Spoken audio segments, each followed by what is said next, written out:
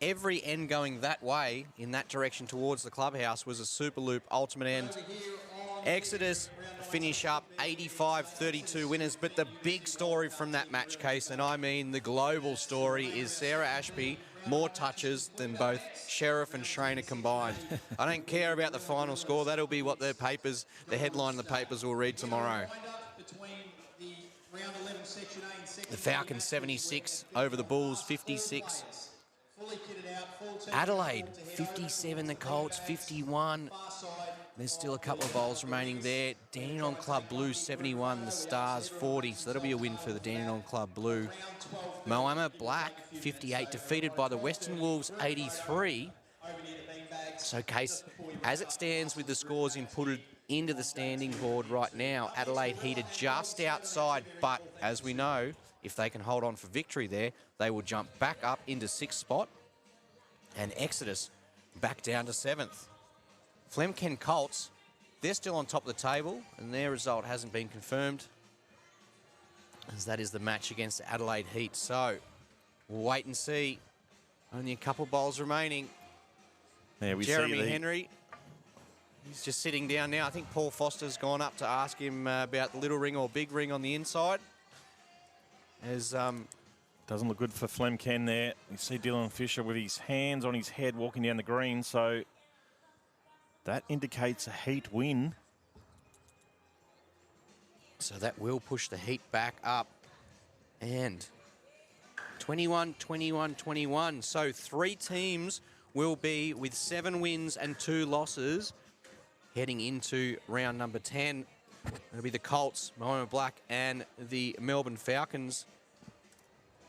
Western Wolves have given them a real good chance here too of securing a finals berth in Event 2.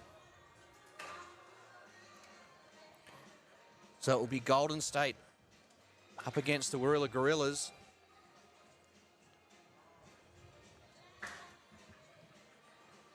And Golden State is so close to getting that finals berth. 6 out of 9 they've won. I reckon if they even get a bonus point out of the last 2 games will be enough. Jeremy was just showing me how many wrong biases he just threw down then, just indicating just the one. So we've got a couple of moments before this match, and we'll just hear a couple of words from our major sponsors, Superloop. What are you doing? We're planking. It's because of our internet providers. We're stuck in 2011. Same slow internet speeds. And high prices. It's like a nightmare. Enough planking. Superloop is a network purpose-built for the super-fast future of the internet. You are free. Don't take it lying down, Australia. Refresh your internet. You are free. Are you planking because your internet provider still goes at 2011 speed? No. Yes. We'll switch to Superloop. 1 gigabit speeds for just $99 a month. Cool. Refresh your internet with Superloop. So here we go, Warilla Gorillas and the Golden State. It is Section A. Case has taken a break, but fortunate enough to have Benny Jones. And Benny, the big story coming out of last match was Sarah Ashby. More touches than Sheriff and Trainer combined. Yeah, I've just looked at the little spreadsheet that Mark Casey's been doing a wonderful job with here during the group stages, and I just had to double check that I was reading that right. Sarah bowled fantastically well, and the wildcard team I mentioned on the PA mic just a few moments ago, yeah, really gave them a run for their money. The scoreboard didn't indicate that, but yeah, Sarah bowled great. Took a couple of shots, a couple of lead shots there off Omar, and it was just good to see. We were trying to get her up and about, but she had the game face on, says. So, no, awesome effort. And, yeah, looking forward to this one as well. Warilla taking on Golden State. And obviously we'll find out what this match might mean for both teams who are currently 4th and 5th. So it's a big game, and also one that could give the winner that outside chance of maybe finding a way to sneak into the top 2. Yeah, what it will do is the winner will be just locked in there for the finals. I'm pretty sure that top 6 will stay that top 6. It's just a matter of who will finish first and second. Yeah. Dandenong Club, 4 points in arrears in 7th place. with just the 2 games to go. So they would need an almighty collapse from, well, it's really only Port Sorel that are the ones that can fall out. So, yeah, it's unusual that we get to this stage of a group situation where it's all sort of set in stone. But, of course, there is still plenty to play out as far as top 2. Deer Park Club Blue, though, they've set themselves up beautifully for a tilt straight through to the quarterfinals. Yeah, plus 241 It's margin. amazing, isn't it? Yeah. So, yeah, this is a big game. It's a big game, and not only, let's put aside maybe a top 2 sneaky chance, Greenie, but, you know, that momentum that teams want to carry in if they are to go through the preliminary repertoire, if we want to call it that. You'd love to have a couple of wins under your belt, you know, beat a couple of really good quality sides, and who knows, you may even come up against them later on in the competition. Yeah, spot on. As we know, all the prelims as well are played on rinks 2 through to 6 on the back side of the green. Yeah, good shot there from Kyle Johannes leading up. Golden State, Dan the Man Lemez, and then the trusted combination of Wedlock and Tees for Warilla Gorillas. Jeremy, he was on the stream rink yesterday, and he was outstanding. Toucher there from Wedlock, and the shot crossover. And yeah, Henry was phenomenal yesterday leading up on the TV rink. But this could just be a sign of the Gorilla pairing, which will be showcased in the final. Quite often we see them make it through to the pointy end, and Jeremy just providing the guidance from the supporting seats. Now, I don't want to, particularly in my position, Greenie, as a relative newcomer to the sport, and well, basically a nobody, I don't want to cast any aspersions, but I had heard a whisper a little earlier this morning that Jeremy may have taken the mantle off our very own Sarah Ashby as the last bowler here at the UBC to perhaps send one down with the wrong bias. Have you heard anything along those lines? Yes, that can be confirmed. Okay, good. I'm glad you're confirming it, not me. Legend of the sport, I'm certainly not going to put that out into the atmosphere if it's incorrect. But I think she was, well, Edward Jelly, our tech guru extraordinaire, actually went up to Sarah and mentioned it, not knowing that Sarah had done that yesterday. So he actually thought he was cheering her up, but wasn't aware that Sarah had done that herself. But yeah, it just goes to show, happens to the best of us. Correct, and it's quite funny that Case made his way out of the commentary box. Good shot here from Dan the Man, toucher, and he's made a beeline for Jeremy because, quote, Mark Casey said when he heard the news, "That has made my day." Right, there you go. Sarah did also add a point. I bet you his didn't roll into rink 4, though. Both were playing over on rink 6. I think Jeremy's just ended up in the gutter. Sarah's ended up going across 2 rinks and into another matchup. So anyway, it's all a bit of fun and very serious business now here as we watch the early stages of this. Warilla currently leading at 6-0. Yeah, it's close for first shot. You'll see that courtesy of the scoreboard at the bottom left. Our players and crowd here also get to see them on the TVs surrounding the greens, but it is half blue, half orange, indicating it's been inputted as too close to call.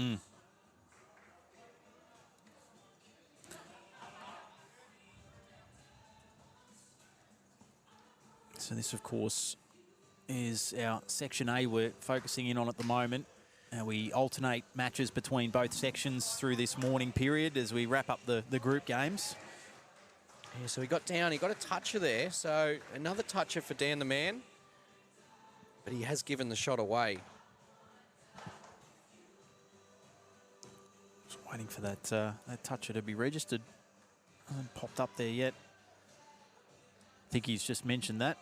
In fact, Dan,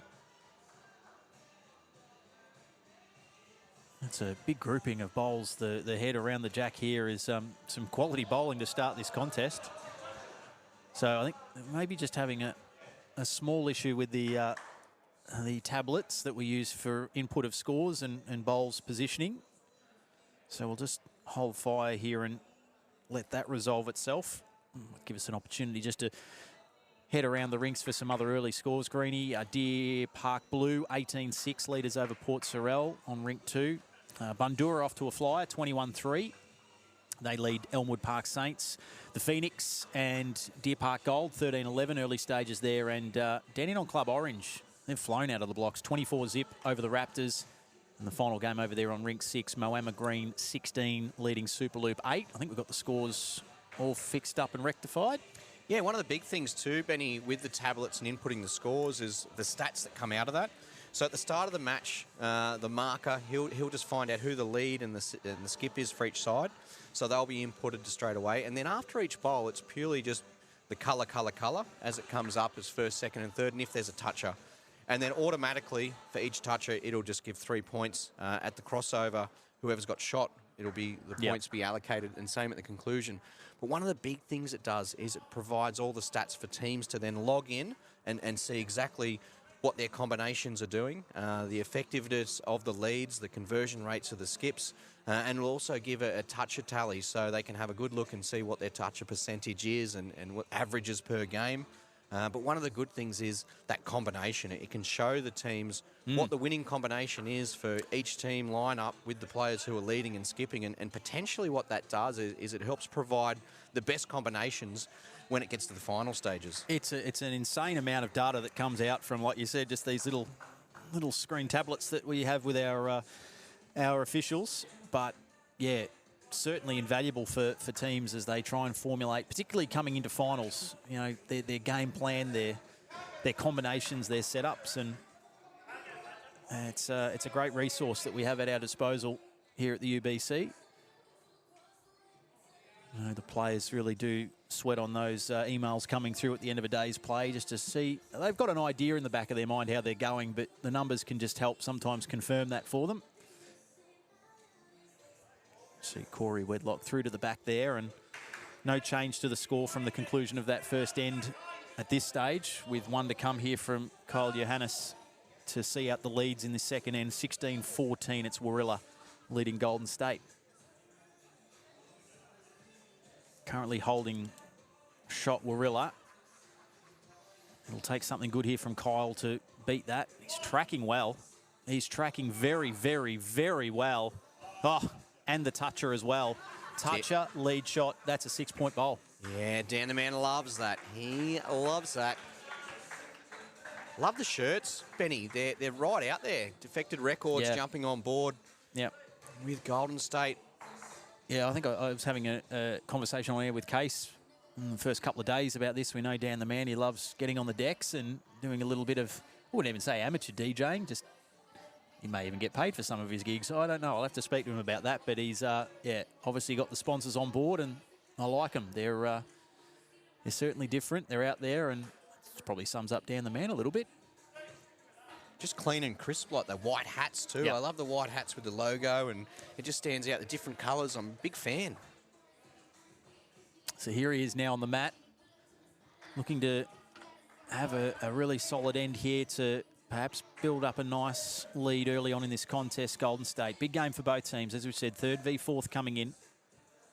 And that one's just going to find the gap, rolls through. They currently hold first and third, Golden State. Finishes in a nice handy spot though. It's the first one that's really past the jack there for Golden State. Tees here on his backhand. He'd love a little touch of the jack. Tees, can he hold on? Just turned in it. Yeah. It's a bit frustrated, Aaron, but it looked for about 90% of that journey like it was going exactly where it needed to be, but that late turn, just seeing it roll underneath. Now back to Dan. He's got 2 bullets to fire at this end, holding first and third.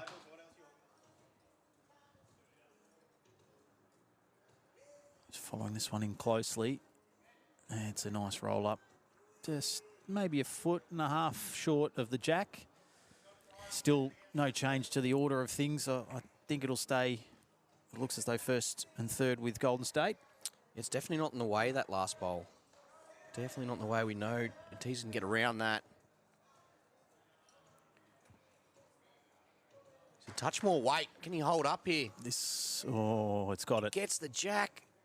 Oh, he gets 3 points for the toucher. Not sure if he's moved it far enough. So looks like Golden State will still remain holding the shot. But it will be a toucher for the Gorillas. All 4 players now, Greenie, have recorded a toucher in this contest. through 2 ends or almost through 2 ends. Well, that's the quickest it's happened today. It could actually be the first game. I think in the first game we had all 4 players. Yeah, but you did. Yeah. It wasn't after 2 ends. I think that was probably 3.5 ends it took. And quite incredibly, in that previous game, Exodus and Wildcard, we had neither of the leads record a toucher. That would almost be a first, I'd think, for UBC as well.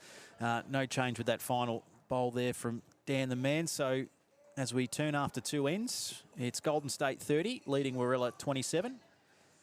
And as we'll do regularly throughout the morning, because every result, big importance to the final standings as we head towards our preliminaries from 2 o'clock this afternoon. Deer Park Blue, 21, Trail Port Sorel Sharks 30. Bundura 27, narrow leaders over Elmwood Park Saints 24. The Phoenix 35, Deer Park Gold. Disappointing for their campaign in this event too. 35-22, it's the Phoenix leading. Dandenong Club Orange 35, the Raptors 16, and Moama Green 27, Superloop 24.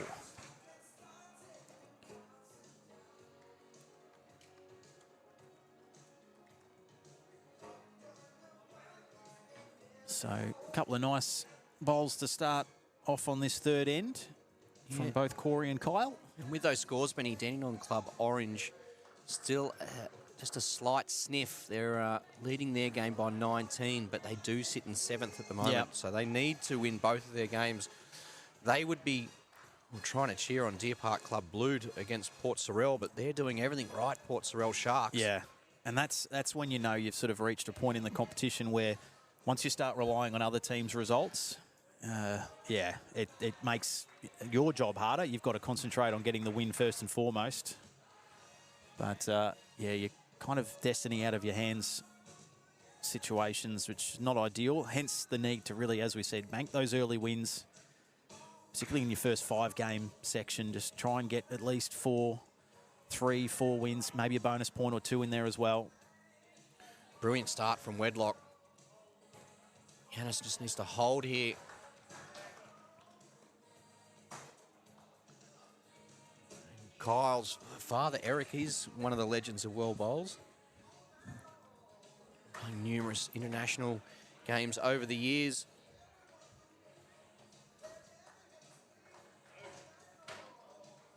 Yeah, I've heard a few stories while I've been here and over the past couple of years, in fact, being involved with the UBC Greenie, just how many of these players, learnt the game through relatives, whether it was mother, father, grandparents, fell in love with the game that way. A lot of the younger players in particular. And it's good to hear some of the stories. And obviously, clearly, in many cases, much like Cole, the apple doesn't fall far from the tree when it comes to getting a bit of that talent filter through the genes.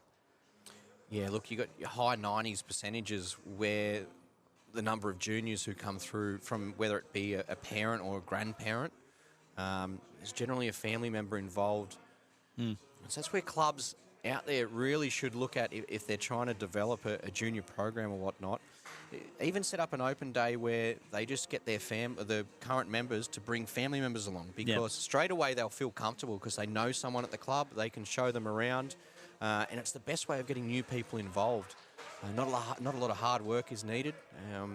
Just easily put a barbecue and just get the music going and just invite family members down. And I think setting up, whether it's in a barefoot type environment or formats like this, which, we talk about it, I'm not that far removed, but, kids with their attention spans, they're pretty short these days at the best of times, so you don't want them out there for 4 hours, clearly bowling, but you get these short, sharp 20, 25-minute matches going, colourful bowls, high scoring, you're telling them, just go at the jack. We want you to hit the jack. That's every bowler loves seeing that.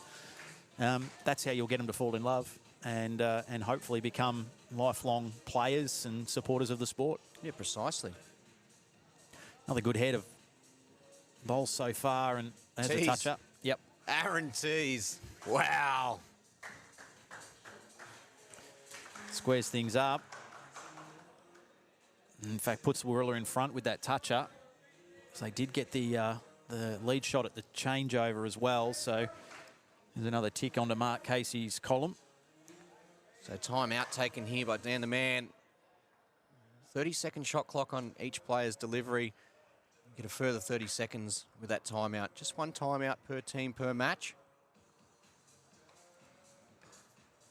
So the good news here for Tees, Benny, is he's still got a bowl remaining. So if big weight is played here and it opens up, then he's still got a chance. But I tell you what, Dan has been in red-hot form here. Yeah. So I can't wait to see. He'll definitely be in the area. There's no doubt about that.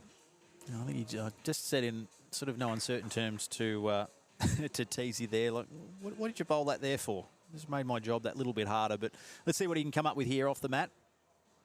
There's that extra weight. Does he like it? Needs it to hold. Oh, he's minimised a little bit of the damage. He's done enough to get second shot. That's what he has done. First and third, the way of Warilla.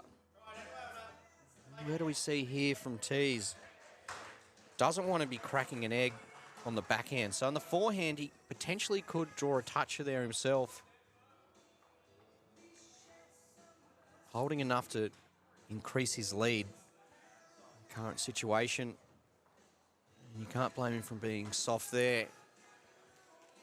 God, another cracking match, Benny. Yeah, yep, absolutely. And we expected that, as we said, coming into this game. Two pretty evenly matched up sides. Certainly the way they're performing in this event too. No surprise to see it as tight as it is. 9-shot difference. Warilla leading Golden State. 3 completed ends, 2 to come. And once we get the leads out of the way here in this fourth end, we might once again head around the rinks and see what's happening elsewhere. So many of these matches, as we get towards the pointy end now of the competition, having a huge bearing on top 2, top 6. But it is Deer Park Club Blue that is definitely the team to chase in this particular section, Section A.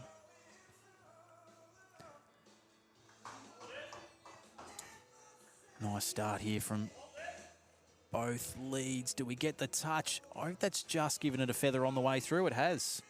What a battle we're seeing here. So that's a second toucher of this match for Cole Johannes. Just narrows the margin, back to 6.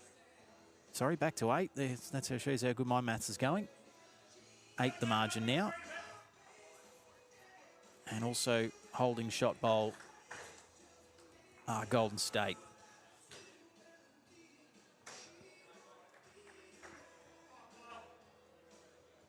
Up next here on a TV rink, we'll have the St John's Park Saints taking on the Broadbeach Bulls.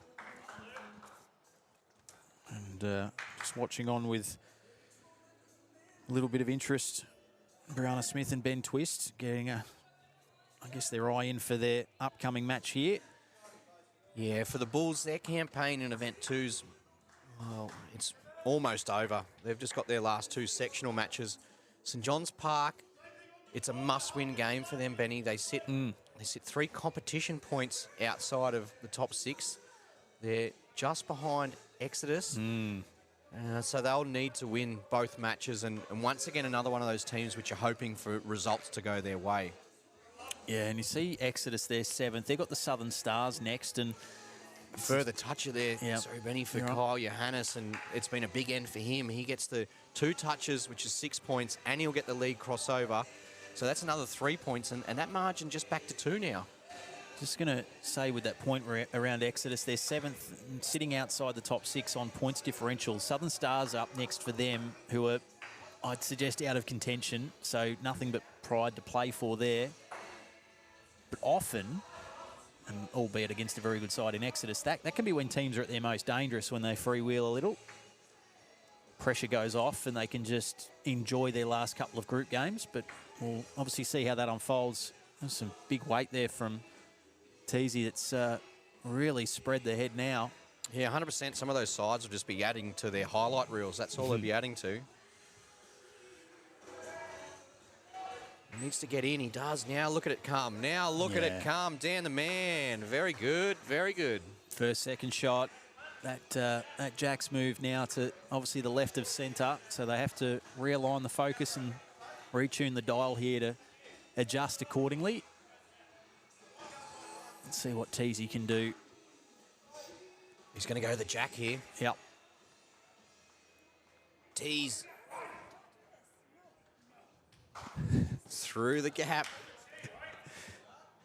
Just misses. And it stays first, second at the moment for Golden State. We love the active support here at the Dandenong Club. That's what it's all about. Now down the man. He's going to pop one out the back there as a bit of insurance. Just needs to hurry a touch here. Yeah, it's got to get past that first blue. It's going to very, very close, or maybe not. Just falls short. Here he goes. Yep. Fire 2. He's watching it. It's close. Got it. Well, look at that for a result. So he's got the kill, courtesy of off the orange shot bowl and then the jack out of bounds. But that orange shot bowl you see on screen now, straight onto their blue bowl, which was on the tee. And now it is shot. And you could hear both Wedlock and Tees just exclaiming, wow. So first and third with Golden State. And that will be first and second. So turns out to be a really productive end for Golden State. And as we turn for home, Greenie, we've got a thriller on our hands. 59 plays 55. All to play for in this fifth and final end. Let's head around the rinks. Yeah, Port Sorell 60, lead Deer Park Blue. So top of the table, Deer Park Blue 39. So Port Sorell, they're in the box seat to claim victory there. Just 4 bowls remain in that match. Bundoora 60, lead Elmwood Park 45. And the Phoenix 61, lead Deer Park Gold 44. So it looks like the end of the line there for Deer Park Gold. Dandenong Club Orange 59, the Raptors 25. So still a little bit of hope in the Dandenong Club Orange campaign. Yeah. Moama Green 62, lead Superloop 37. And Cole Johannes with just lazy toucher number 4, if you don't mind, for this match to get us started in this fifth and final end.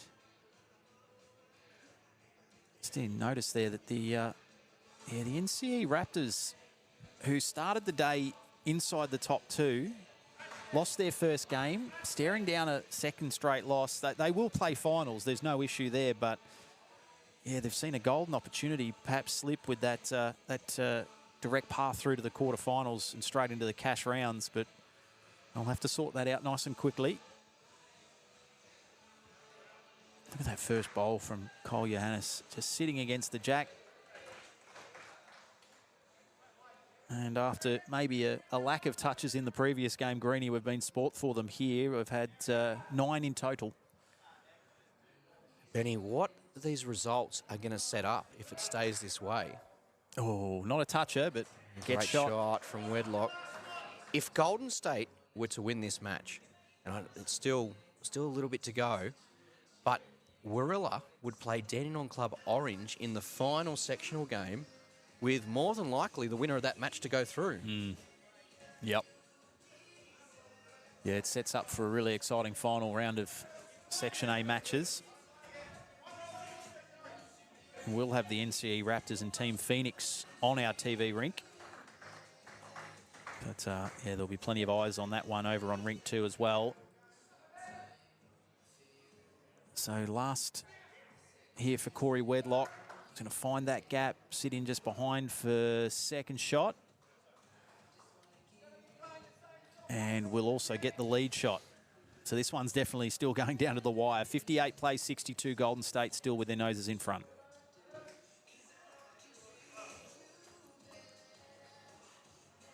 Now to the skips. This is why they're on the big money. Dan Lemez, Aaron Tees looking to close the job out. Golden State just one toucher away from at worst a bonus point. And Warilla themselves only 5 shots clear of reaching that mark as well. Good effort first up, just runs into that front blue bowl. And the order of things stays the same. Now, Benny, I'm a little bit surprised that Dan didn't play his forehand there. It's a bit more of a clearer path to the jack. If he was to miss the jack, he could land that back blue bowl. And he also had his orange bowl as a catcher. I know if he's playing his backhand, all he had to do is get to his orange and fall in. So But Aaron, yeah, you need that. You need that trying to get that toucher, you know? Aaron identifying that to pop one out the back. Still, Golden State would hold the tee if this was to end up being ditched. The jack. Let's see what Dan comes up with his second bowl here. Still going that backhand side. He's after it. Needs it to rip. Needs it to rip. Here it comes. It's doing some work, isn't it? It's not quite. Not quite. So again, it remains, at the moment, it's matched with Warilla. If it stays the way it is now, they will do enough. Golden State would still receive a bonus point, courtesy of that third shot bowl, which would take them to 65. 63, if you're joining us for the first time, is the number now for a bonus point. If you lose or draw a match, but you have scored more than 63 or 63 and above, you do receive a bonus point. We've seen just how invaluable they've been already in this competition over 3.5 days. 100% here, Benny. A bonus point is enough to get them into the finals as well. So I know it's easy for us to be looking at the standings and seeing the other results, but a bonus point right now, which they hold, is enough for them to secure a spot into at least the preliminary finals. I think Port Sorell have just jumped up to third. Their match completed, so that's one of the results early through. They have gone up to third and have a pretty nice points differential as well, and courtesy of a bonus point above 3 teams on 6 wins. Dan's having a look. It's a tighter line than the last. Is it going to hold enough? Is it going to knock the blue out? Oh, it was a brave effort. Incredibly brave effort. So they won't win the match. They will get a bonus point, Golden State, which, as Chris Green has alluded to, will come in very, very handy. Warilla win. So we'll see this table change shortly, and Warilla will go to third. And what that'll do too, that'll pretty much lock that top 6 in. So even though Dandenong Club Orange, if they were to grab a victory, just with their for and against, because they'd only be able to catch the Raptors. Yeah, we've just seen that confirmed, Greenie. Warilla go to third. Golden State stay inside the top 6. They're currently in 5th place, just one clear of the NCE Raptors, courtesy of that bonus point, and it means they're well and truly safe. Dandenong Club Orange, really the only team now that can hunt down the NCE Raptors, who they are actually playing as we speak. So it looks as though Dandenong Club Orange are going to win that game, which will bring them to within just 3 points. Just that margin. It's the margin and the points differential that is in the favour of the NCE Raptors, courtesy of their great work on day 1 of this second event.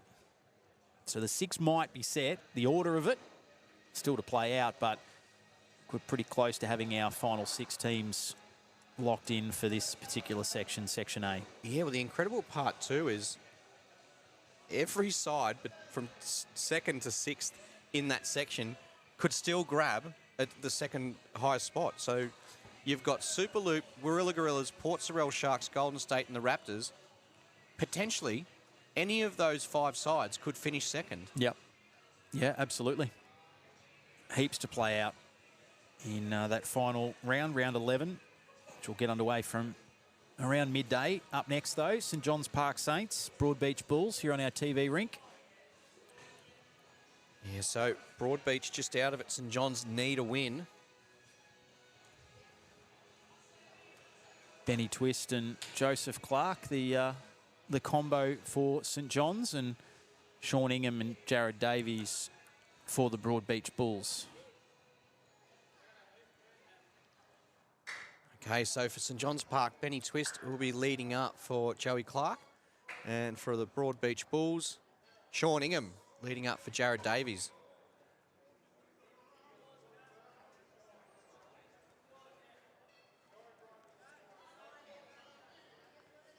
So St John's, even though they've only got the 4 wins and 1 bonus point, so 13 points competition standings in 8th behind Exodus. They've got a healthy points differential of plus 54. Yeah, they're an outside chance.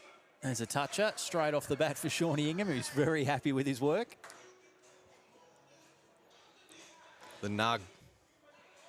Yeah, you're right, Greenie. That they are a chance where there's life, there's hope, and they will need probably a result or 2 to go their way in the run home. But first and foremost, and I guess the most importance here is just to win this game. Make sure they tick that box and then see what happens from there.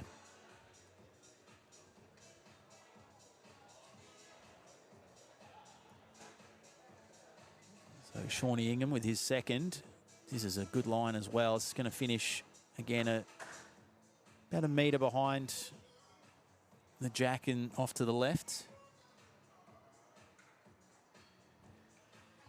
So the other matchups for this round, we have Moama Black up against Adelaide Heat, North Queensland Aussie Kooroos up against the Wildcards side, two UBC debutantes, the Melbourne Falcons up against the Western Wolves. That's a big game. That's a massive game. That third v fourth, yep. The Team Exodus up against the Southern Stars. So that's another one there where the Southern Stars they're pretty much out of it. So, but they'll be looking to, you know, have a shot at the big dogs. Yes, there's really only in this round of matches just the one dead rubber, and that being North Queensland up against the wildcard team. Every other game has some sort of bearing and a direct impact on how this top 2, top 6 will perhaps finish up. Yeah, another interesting one there too. Dandenong Club Blue up against the Flemken Colts, which will be played on Rink 5.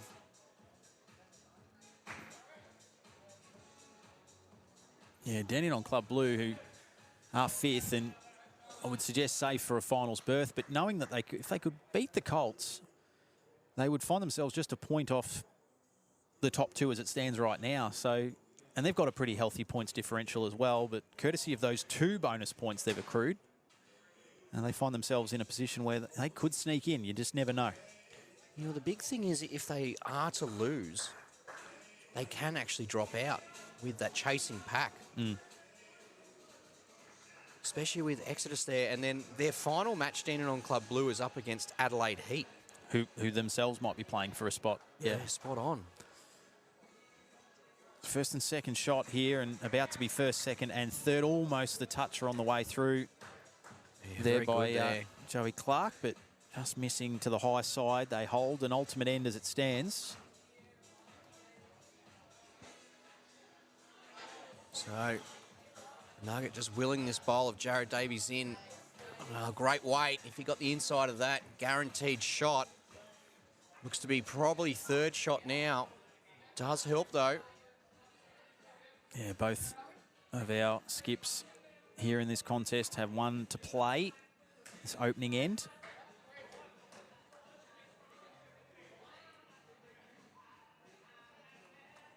They had a good campaign in the opening event, Broadbeach. Just hasn't really happened for them in this second, unfortunately. And also Johns Park Saints have just again been around the mark, not quite there, not quite banking enough wins to lock up a final spot and having to leave it pretty late. Wanting that to fall in, Benny Twist, but we'll stay first, second and third with one to come here from Jared Davies to see out the opening end. It looks like he's shaping up for weight. Oof. Well, he's removed one from the equation. And there were all sorts of ankles and foot bones that were at risk there of being shattered had they not ducked and weaved. But in the end, it's first and third St John's, second with the Bulls, and a 16-8 scoreline, one end into this contest. Yeah, he doesn't leave much behind with those weighted shots, does he? No. It's a good, it's a decent follow through. It's a fair wind up. He's got the long levers, does Jared Davies, and he was able to remove one of the Saints bowls out of the picture. But anyway, we move on to end number 2. A must-win game for the St John's Saints as we get to round 10 of Section B. Just one more group game for each section to come after this. And then a bit of a break before our preliminary finals from 2 o'clock. All 4 prelims will be played at the same time. 4 will survive, 4 will bow out. And then our quarterfinals from 4 o'clock onwards. So the wildcard side yet to register a win. First end of their match against North Queensland Aussie Kooroos. They've got a toucher, they've got the league crossover and the ultimate end, and they lead 24-0, Benny. Yeah, it'd be nice to see them finish off with a win. They've battled hard across the last 2 days and certainly had their moments, but yeah, if they could finish off with a win, that would be a nice little reward for their efforts over the past 36 hours or so. Yeah, binge more, buffer less with Superloop's 1 gig plan for just $99 a month. It's time to refresh your internet with Superloop. Yeah, in the process, I think I get to this stage every year of having a look at my internet deal and working out whether it's doing it for me. I might have to have a look at a few of these offers thanks to Superloop, superloop.com. Save $1 here or there, it all adds up, particularly in the current climate. So, yeah, well, they've got a sweet Black Friday deal as well.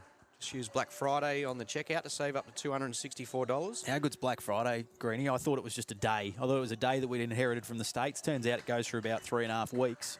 I think it finishes the day before Christmas, and then they've got the Christmas and Boxing Day sales. So if you're a bargain hunter, you can find some good ones, particularly at superloop.com.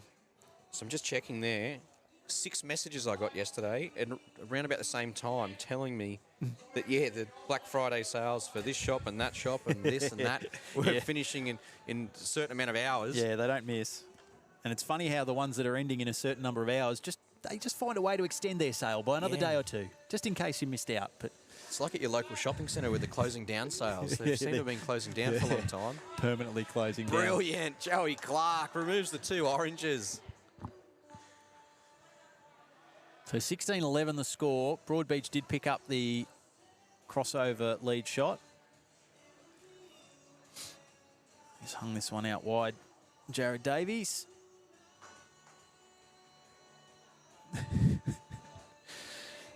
Nuggets enjoying himself out there.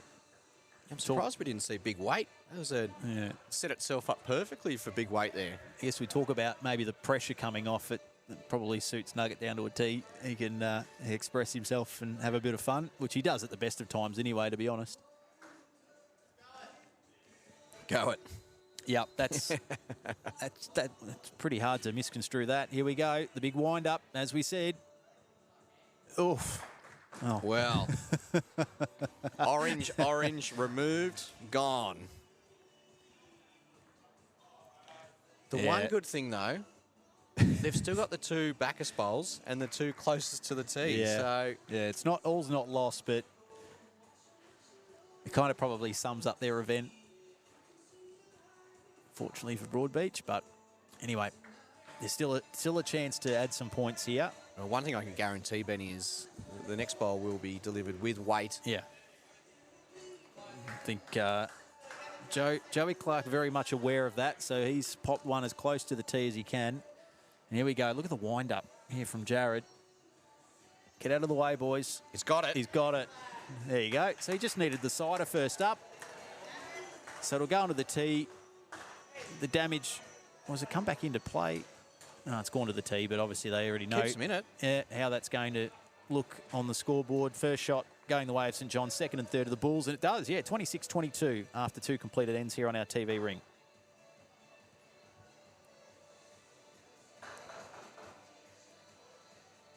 Check out some of those other scores. Adelaide flying against Moama Black, 27-3.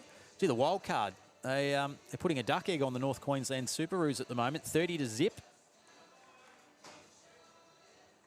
The Wolves and the Falcons, good tight contest there. It's the Wolves leading by 2, 19-17. Dandenong Club Blue, 19-11 leaders over the Flemken Colts, the leaders of this section, and Exodus. Well, we said it was a must-win for them. 24-3, they lead the Stars.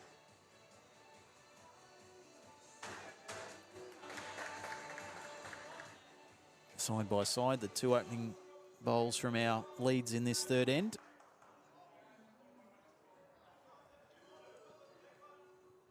Nice tight contest. We expected that. We know how important this one is for St John's. They just have to win. Yes. Give themselves a chance to make those preliminary finals.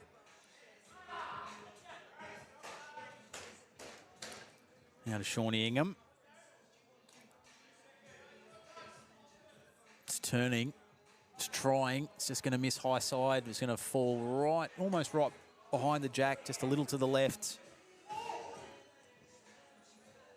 Plenty of noise coming from the other rinks too. There's so much going on with just this second last round for Section B.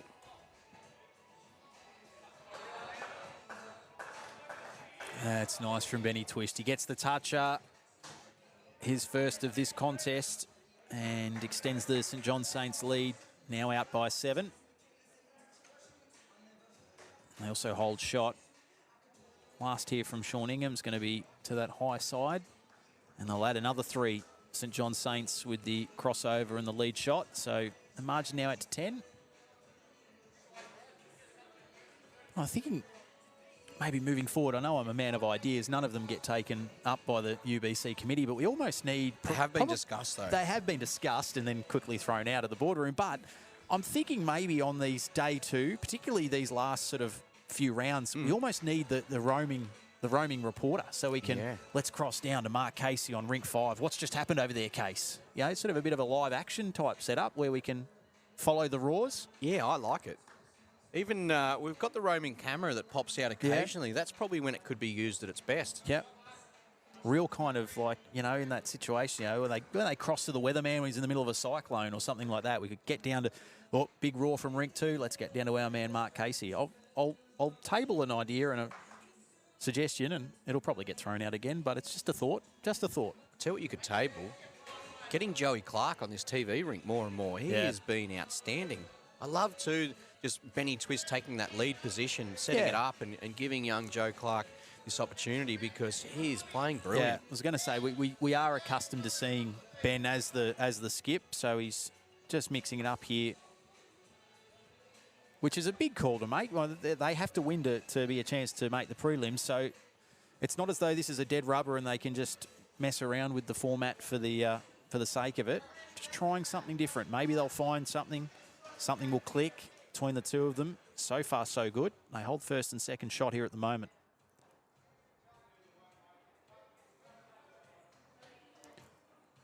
Needs to get down. It's trying. It's going to go close. Oh, he just misses high side. Good effort. One apiece to come for the skips. St John's who lead by 10. And if it stays as it is, it'll be a very healthy 22-point lead heading into the final 2 ends of this contest. See what Joey Clark can do here.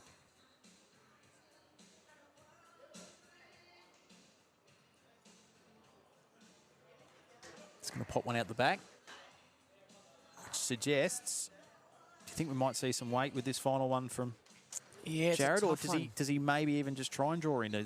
He's got a good sighter. I think he'll play a similar sort of bowl, giving himself that chance to turn. The target's not the biggest. If he can shift that jack to the left. So that's what it is, just that confident reaching up there. There is a lot of St John's to the left. That's probably my concern. I think it's going to miss high side again, is it? It is. So there you go. Big end, that one for St John's Saints. They lead by that 22 I mentioned earlier, 47-25. Chris Green, what's happening around the rinks? Adelaide 35, lead Moama Black 19. The wild card 35, they're still holding a bit of a lead there against North Queensland on 19. The Wolves 35 over the Falcons 25 in that battle of UBC debutantes. Dandenong Club Blue 40 lead the Colts 20. So a big game there, but the Colts holding first, second and third. Still plenty of bowls to go in that third end though. That's that last score that might send a few shivers up opposition teams. They are just starting to warm up here. Team Exodus 48 lead the Southern Stars 3. Wow, 3, and that's halfway through the third end. It's unusual you'd see a score that low, that deep into a match. But anyway, we'll watch on with interest. Section B, as we said, there is so much up for grabs. Top 2, top 6. 8 teams still realistically in the running to make those preliminary finals. Only 6 will go through.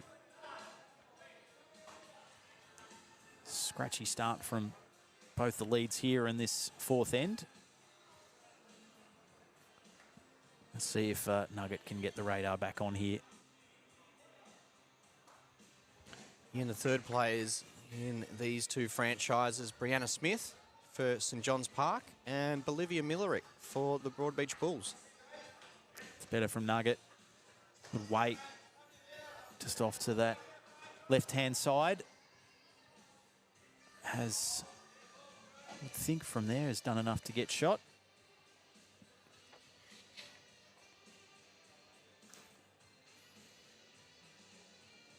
Now Benny Twist. He's got the glasses back on today, Benny. It's a very notable delivery style while he's on the mat. And that's a nice response to Nuggets' previous bowl. Gets himself back in there for shot. So holding first and third, St John's. And here's the final bowl of this end for Sean Ingham. Can he just work in off his own? He's going to hit it flush. Yeah, falls out as well. Falls out, yeah, so not quite enough to get in there for the lead shot at crossover.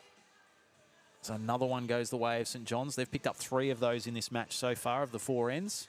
Yeah, and the Saints currently doubled the score of the Bulls, 25-50.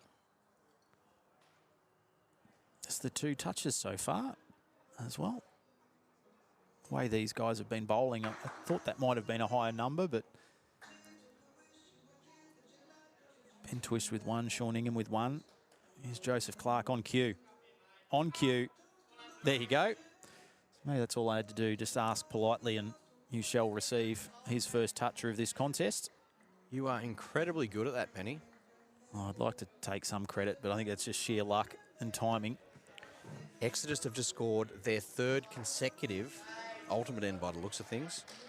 I'm just thinking, and I don't want to put the mocker on the Stars, but I'm wondering if anyone, surely not in UBC history, have not had 5 ultimate ends. We'd have to trawl through the record books, but a match where all ends ended with a Superloop ultimate. Well, there would be some sort of a score if that was to happen. Potentially Streaky Bay last year in Event 3. Yeah, that's a huge number. The Flemken Colts in 2021, Event 1, scored 111. So that's another possibility there too. So back here on our TV rink, Jared Davies watching this one closely. He's going to work in here for shot. They've already got the shot, to be fair, Broadbeach, but probably now works them into first and second. And they need to make something big of this 4th end because they trail by 28. The general consensus amongst the UBC team is that anything more than 20 as a deficit going into the last end makes it very hard and unlikely you'll win the game.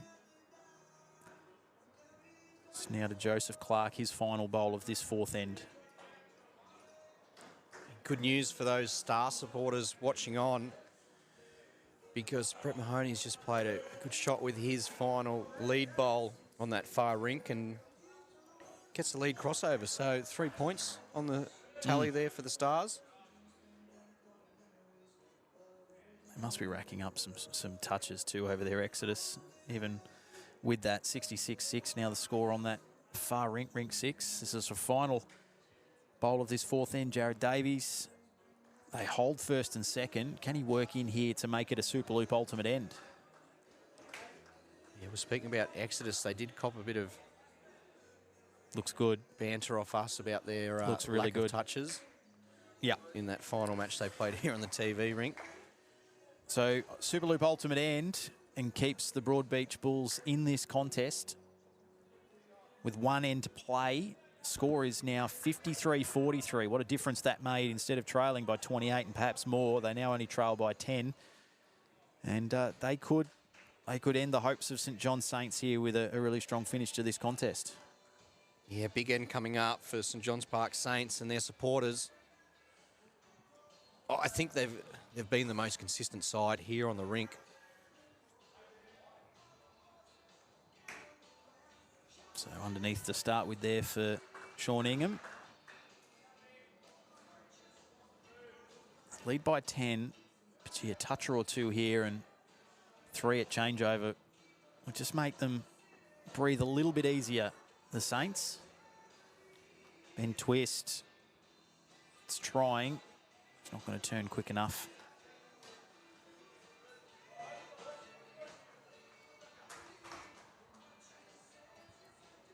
Closing stages of this round 10 Section B match here on the TV rink. What to play for St John's. Just a bit of pride for the Broadbeach Bulls, something to carry into Event 3. Yeah, brilliant weight once again from Nug, just missing his line. Twisty would love to get a touch here and just keep extending that lead ever so slightly. Needs it to hurry.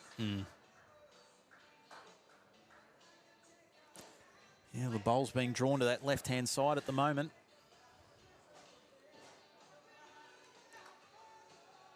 So now to Sean Ingham, his final bowl of this match. Playing in his role as lead here for the Broadbeach Bulls, and that's again going to end up, he's going to position 3 right next to each other. Look at this, pretty close. Not sure you could drop them on the ground that close. So holding shot, regardless here, they'll get the 3 points. St John's at the crossover. Can Ben Twist add another 3 to make it a 6-point play? Make life very hard again for Broadbeach. How's he going? Twisty. His speed's good. Here it comes. Oh, just missed. Should do enough for shot, though. Be pretty close. Has he? I'll have a close look at it. I think so. It looks like it from here. It's always deceiving, this angle off the TV screen, but we'll wait for the official confirmation.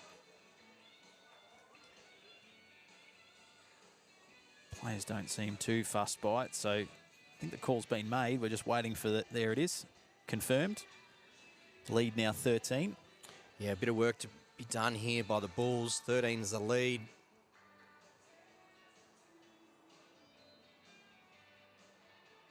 So yeah, first, second as a minimum and a toucher somewhere here required for Broadbeach. It's assuming that Joseph Clark doesn't come up with a toucher or 2 of his own. Again, more roars from the far rinks here at the Dandenong Club. So get right down to business. And speaking of touches, again on cue, Joseph Clark, take a bow, has bowled brilliantly in this match. And that makes it super hard now for the Broadbeach Bulls. It's been an outstanding performance. Keeps their hopes alive here in event 2. Here we go, Wade. Jared, got it. He's got it on the nose as well. So the only tough part there is it actually takes away any further touches. So it'll take the margin back to 13. So they need an ultimate end effectively. They do. And the extremely hard part about this is there is only 1 bowl remaining, and we see that all those other blue bowls are in the way. So yeah, you can't even promote what he needs to do his own forward, which is somehow is remove all 4 of those blue bowls from St John's Park, and then hope that Joey Clark doesn't draw within 4 metres, which he could do asleep falling over. So it looks as though they're pretty resigned to the fact that first, second shot, it'll get them, it still won't get them a bonus point. Look, it's really not too relevant now, I suppose, for Broadbeach, not in the mix for the finals, but still a great shot, though, that it is. drawing. Oh, that the was, 2, wasn't it? Jack in the ditch, and then that last bowl as well, following it up. So at the moment, they hold 15 additional shots, which would take them to 61. But St John's, they hold 3rd, which would take them to 62. So really, Joseph Clark could just throw this behind himself and it wouldn't make any difference at all. But see if he can finish a little bit closer and add to the tally. Walks to the mat.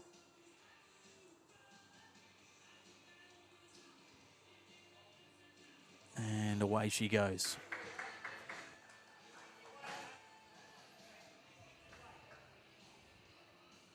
So it'll be a win for the Saints. It's what they had to do coming in. We knew the equation was pretty simple. They will win. I think, again, yeah, they'll only win by 1, but it doesn't matter. It's a win, and it keeps their hopes alive heading into the final round of group matches. 62-61, just confirming that final score. And looking around the other results as they near conclusion, many of these games, Adelaide are going to record a massive win. That's big for them, because they've got Exodus breathing right down their throats. They've given Moama Black a fair old touch-up. North Queensland and the wild card. It looks like the wild card might, well, there's a bit to play out there, but they're on the verge of maybe recording a rare win. So close they are. Yep. Falcons 59-55. The Wolves, we knew that would be close. Nothing in that contest. 61-56. Dandenong Club Blue and the Flemken Colts. There's a lot riding on that game. Flemken know a win guarantees them a top 2 spot. Well, the thing here too is the Falcons and Wolves, whoever is to win that match will move into the top 2. Absolutely. Yep. And then you've got Exodus doing a bit of a number on the Southern Stars, 77-25. So a few of those matches just minutes away from being completed. And we're about to see a whole heap of changes, I'm sure, to this Section B table. We've seen the first, and that is St John's Park Saints have gone up to 7th, equal on points with Adelaide, although I don't think that's going to last for too long. They'll be keeping a close eye on Dandenong Club Blue and the Colts because they only trail Dandenong Club by 1 point as it stands. Yeah, Benny, I'll go one step further with the Falcons v Wolves. The winner of that match, as the current standings sit, will actually jump to the top of the table. Wow, because there you go. Colts are behind against Dandenong Club Blue, Yep. albeit still a couple of bowls to remain. And Moama Blackwell, they will be defeated by Adelaide. It's just a matter of by how much. So Falcons, on the same amount of points as Black and the Colts, will jump 1 win ahead if they're to win. But the Western Wolves, courtesy of a bonus point, they'll also jump ahead. I know I should have just studied harder in school because I'm getting confused. Greeny, it's fascinating stuff. Exodus have gone up to 4th. So the sleeping giant, they've awoken again, just as they always seem to do around this time of the competition.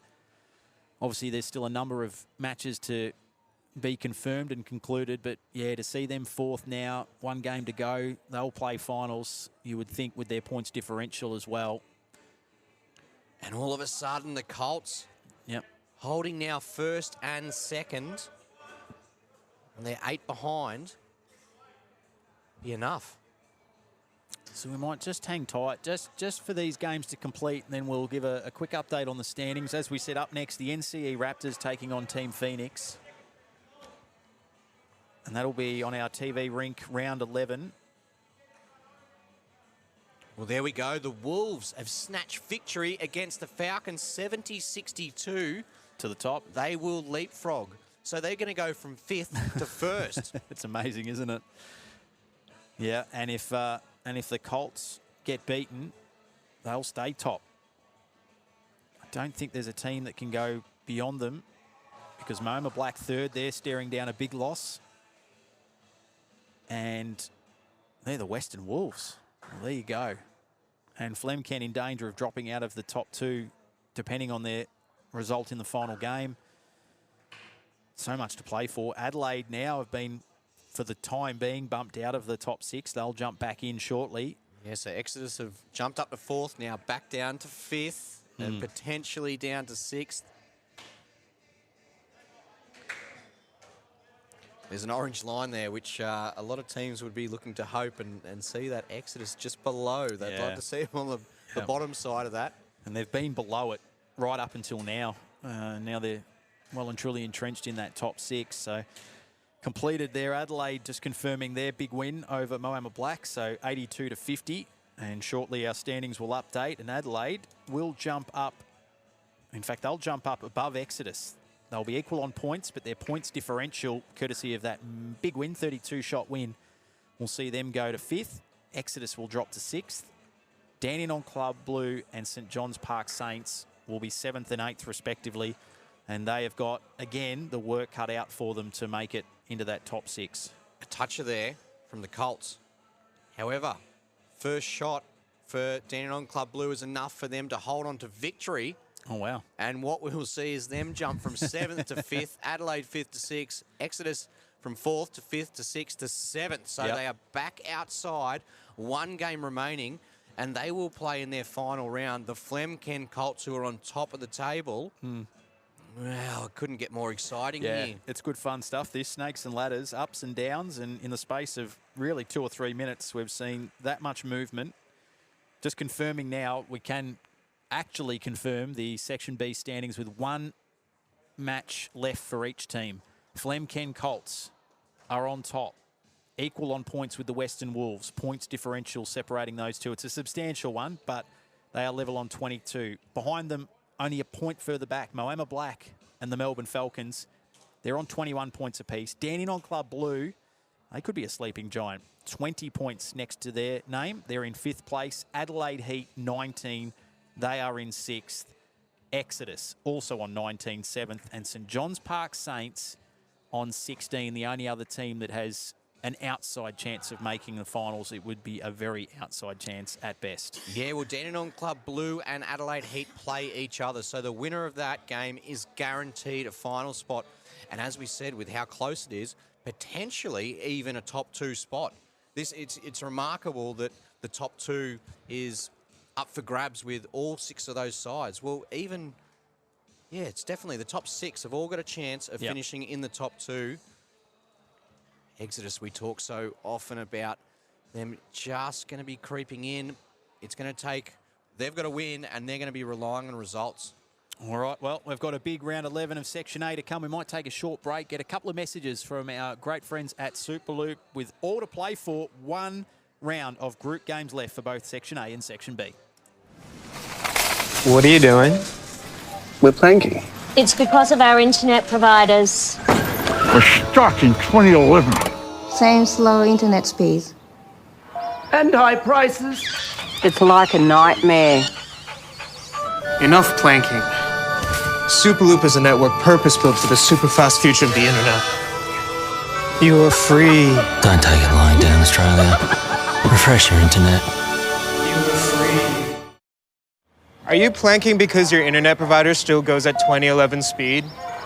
No. Yes. We'll switch to Superloop. 1 gigabit speeds for just $99 a month. Cool. Refresh your internet with Superloop. What are you doing? We're planking. It's because of our internet providers. We're stuck in 2011. Same slow internet speeds. And high prices. It's like a nightmare. Enough planking.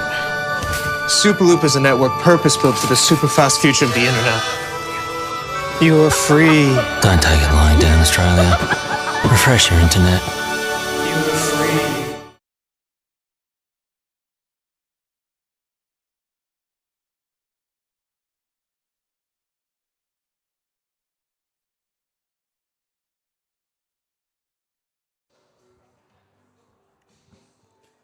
Welcome back to our streaming coverage here of Event 2, Day 2. We've got the NCE Raptors and Team Phoenix up. Chris Green is taking a well-earned breather. And joining me in the commentary is Mark Casey. Case, after having a little spell yourself. Geez, we've seen some excitement there at the conclusion of that last round of matches. Section B, Greeny and I got dizzy watching teams go up, go down. I think a couple went sideways at one stage, but this is why we love this particular morning session and this part of the competition, because every match seems to have such importance. Yeah, absolutely, Benny. It's interesting to see Adelaide Heat. I think everyone was expecting Exodus to get into the top 6 by now, but currently, just as we've alluded to, they're still currently in just out of it in 7th. So they need a win, but they need some results. So we've got NCE Raptors here. Ben MacArthur, one of the stars of Event 1, Golden Touch winner with Nathan Wilson. Partnering up with Ben Hubbard. It's probably been their main combination. Another toucher here for Benny.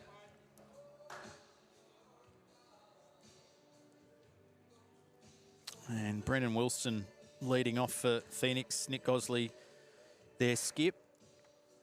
And just having a look at these Section A standings and sort of what lies on this result. The Raptors, who were overnight sitting pretty, they've dropped 2 games this morning to go from top 2 now. They're in the 6th. They probably should be safe. It would take some sort of a disaster and a huge loss followed up by a huge win from Dandenong Club Orange for them to miss out. But they'd be a little bit flat because they probably felt as though a top 2 spot was theirs for the taking when they arrived here this morning. now it's just about, I guess, finding a little bit of momentum and the best spot they can inside the top 6 for those preliminary finals. Yeah, exactly right, Benny. And they would have known, all games are tough to win here. But they would have loved to have just won at least one of them. One of them would have seen them in second spot. Shot here from Nick Gosley.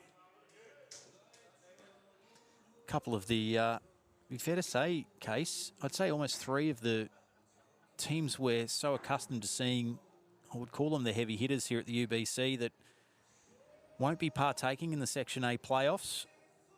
I mean, as we've touched on, barring some form of miracle, Dandenong Club Orange, any team associated with Dandenong Club, usually up and around the mix, but Moama Green, Deer Park Club Gold, obviously they were the Event 1 runners-up, and they're going to miss altogether for Event 2. So we're going to see some fresh faces come finals time. Really happy for the Port Sorell Sharks. They were the hard luck story of Event 1. They were in the top 6 for about 3.5 minutes and then saw their spot taken. The Superloop Challengers, obviously that's a huge result, and Golden State as well. Golden State are locked in, yeah. As we've just seen a big result there from Nick Gosley. It's a small edge off the front one.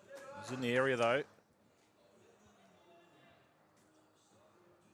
And while the Phoenix, they obviously can't advance through to the finals this afternoon, I still want to use this game as a bit of momentum heading into tomorrow, start of Event 3.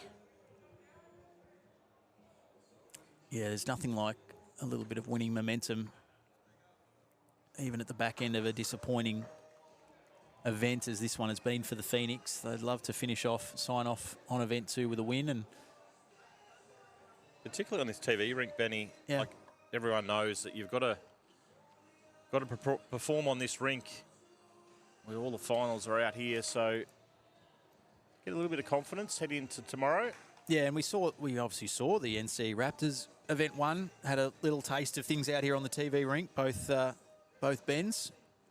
I'll be keen to have another crack at it later this afternoon. Preliminary finals, as we touched on, from 2 o'clock, all played at the same time, those 4 prelims. The 4 winners advance to the quarterfinals and the money rounds. And those quarterfinals will be on our live streaming. You can catch all the action from 4 o'clock this afternoon right here on our TV rink, and all thanks to Superloop.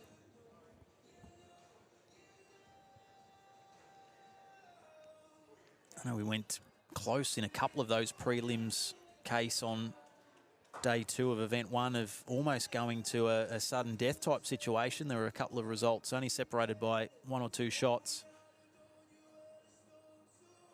And just for those at home, even though they won't see it on the stream, should we have a tie in a prelim, a draw, what is the way that we sort that out from there? Well, all players are involved, and it'll be a 1 bowl per person playoff. So effectively nearest the pin or nearest the jack. Yep. So obviously no points allocated, just got to win the end.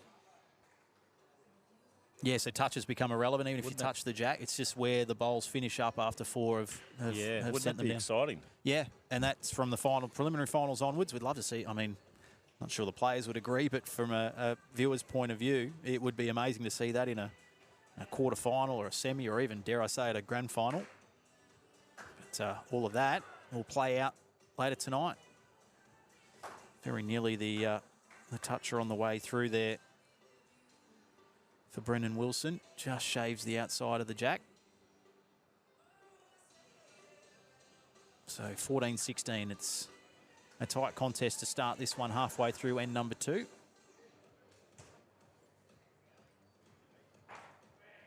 And while we're talking about the Raptors, there is still a sneaky small chance they could finish in the top 2. Mm-hmm. Yeah. Yep. Their margin's very high, so they would need several other games to go their way, but they'd know a win would get them to 21 points. And so we see the importance of those bonus points. I know we've harped on a bit about it over the past few days, Case, but Port Sorell and Golden State, they're looking at it too, thinking a win in our final game. Absolutely. And we go to 22. If Superloop were to be beaten, if Warilla were to have a loss, they could find themselves with with a direct path through to a quarterfinal. So, yeah, big final round of matches here in Section A. So a bit of a loose end here from all players. So it's Hubbard just drawing up. That'll be enough for shot. Still plenty of room, though. Yeah, with the jack not having been moved, it's unusual to see this wider spread of bowls this deep into an end. But again, sort of same, just one of those ends, I think, for all four players. Just not quite happening at the moment. Let's see what Benny Hubbard can do. He make me look like a fool here as he rests this one against the jack. This looks to have better weight. Is it going to turn enough? Just drifting through. Just needs to stop. Yeah. It's a good effort. Line was ideal for what he wanted.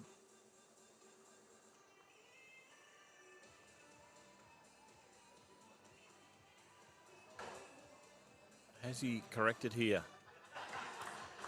It's going to sit inside the Raptors bowl there to maybe work in to, I still think, second. So second and third now belonging to Team Phoenix. And just this to come from Benny Hubbard. Plenty of target space there to try and get in for maybe a second shot, or maybe even get in for first and then hold second anyway. Oh, it's close. Might be third. Wait for that to be confirmed. No, they get first and second. They're the Raptors. So 29 plays 22 after 2 completed ends. Around the rinks, Greenie, what are you seeing? Greenie, sorry, Case. Used to call him a Greenie for the last hour. What's happening? As I just alluded to with the Raptors, still a chance of second. The way it currently sits, all the results are going in their favour, which is incredible considering they need a number of results. So Rarilla slightly just down against the Dandenong Club Orange. So Rarilla in contention there for a top 2 spot. Moama Green 19 against Deer Park Gold 32. The blue team at Deer Park 30 over Superloop 18. So that's the... Yeah, that's the team currently occupying second spot, Superloop, correct? Top 2 clash there. Yep. Elmwood Saints 19 over Port Sorell 11, so not much in that one. Yeah, Port Sorell 4th. They're a team that can go second with a win. And Bundura 19 also against Golden State 11. So still plenty to play out. It's only N2. So it's, at the moment, it's all coming up NCE Raptors. If it was to stay like that, there's only really one dead rubber in this final round of matches, Moama Green and Deer Park Gold. All the others have direct ramifications on how this top 6 will finish up. So we'll try and keep the viewers updated with this. Yeah, and in the meantime, ultimatebowls.com/scoreboard if you want to have that maybe running in one window while you've got the YouTube or the Facebook stream going in another, because those scores are updated with every toucher, with every lead shot crossover, with every bowl that is delivered. You can see who holds shot, who holds second and third. This looks good from Ben MacArthur. Will it roll in, fall in for the touch? Yeah, it does. There you go. Took its time, but... Event 1 Golden Touch recipient, co-recipient, alongside Nathan Wilson was Benny MacArthur. Finishing up with 28 touches across the group games in Event 1. And of course, we'll reveal our Event 2 winner or possibly winners later tonight at the presentations. Oof. Some pinball going on there. Looks like the jack stays in the field of play. Yep. And it will be, looks like, blue, orange with a lead shot going the way of the Raptors to extend their margin out to 10.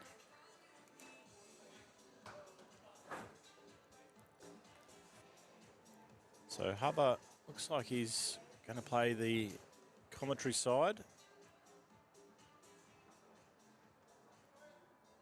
He'll need to get out close to the boards. I was going to say, it's going to be tight, isn't it? Yeah.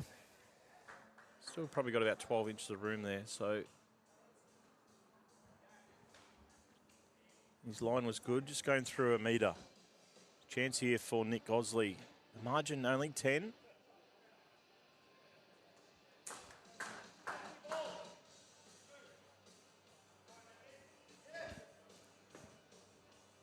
On a tighter line.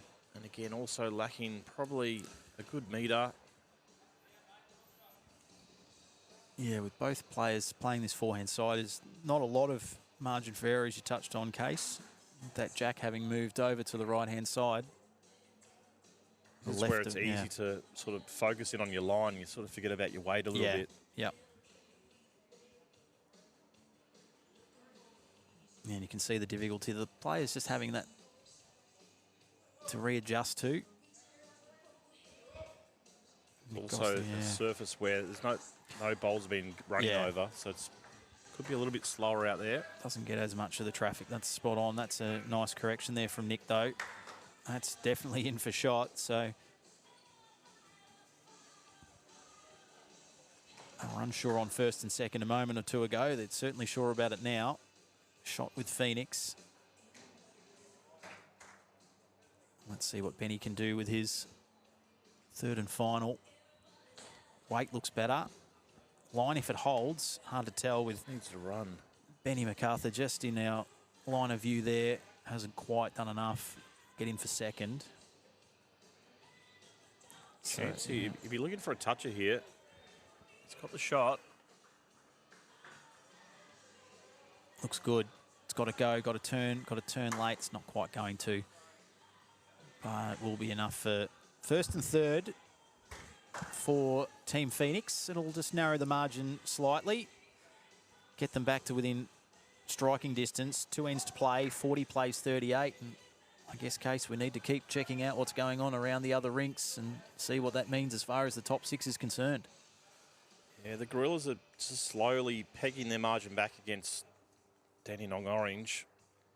Only 2 the difference now, but holding the Superloop ultimate end. So I think a couple of bowls to be played on the third end.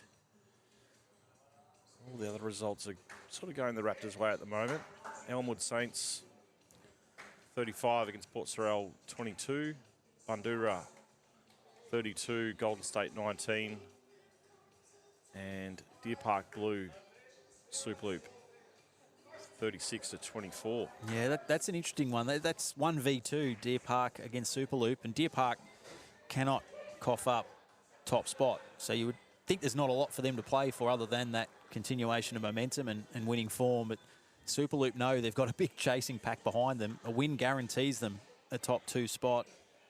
And it's only 12, the deficit, but yeah, they've got their work cut out there a little bit. Deer Park not doing them any favours, and you wouldn't expect them to anyway.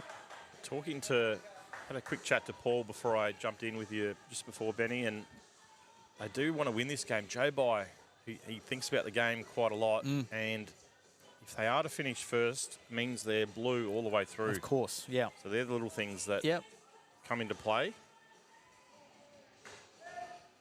It's a good shot there from MacArthur. Yeah, and of course, for those familiar with the format, you know, the higher you finish, once you get into the knockouts, you're going to play against lower ranked or lower performing teams from that third through 6th section. So what that amounts to or accounts for is up to, I guess, each individual, but it certainly is a factor. The higher you finish, the easier your path is meant to be. Doesn't guarantee it will be, but it's meant to be, and that's why they would love to finish top, clearly Deer Park. But watching on here, Benny MacArthur. Good weight again. Yeah, it's the weight of the bowls from the leads here has been, for the most part, pretty good. Lead shot goes the way of the NCE Raptors, and they hold all 3 shots at the moment and lead this one by 5. So score updates there, 43 plays 38, thanks to Superloop. Ben MacArthur's probably been one of the finds of the tournament so far, to be honest. Comes into the event for the first time. He's highly regarded here in Victoria, but a lot of the viewers at home, you might not have seen Ben before.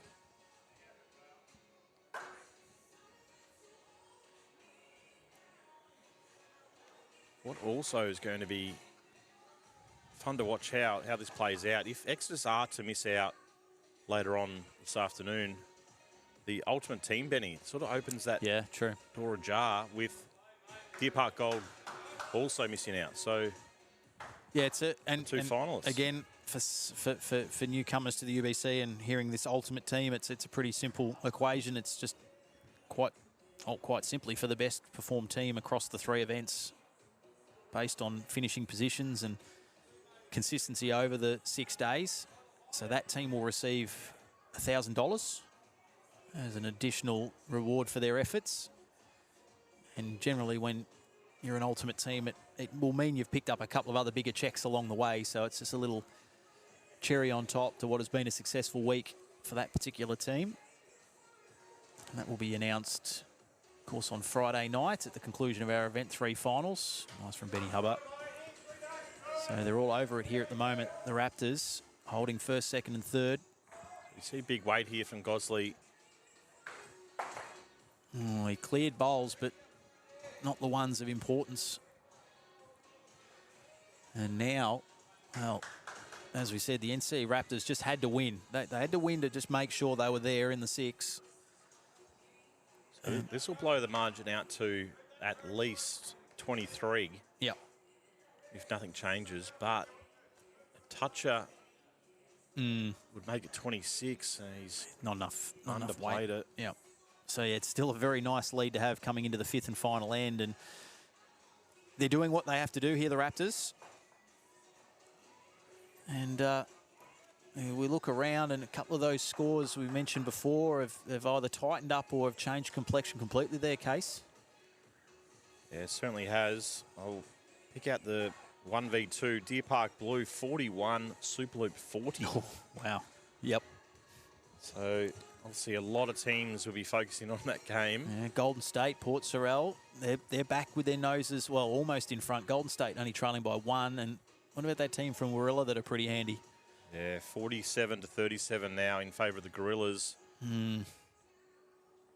Dandenong holding 2 on the current head, so I think a couple of bowls to play out there. So it's going to be a tight finish in that one. Yeah, I feel we're not far away from starting to hear some fairly raucous cheers and certainly encouragement coming from those far rinks as those games get right down to the business end, which is where we are here on our TV rink, and it's the NCE Raptors that are getting the job done, leading by 23 against Team Phoenix. They knew coming in that a win was enough.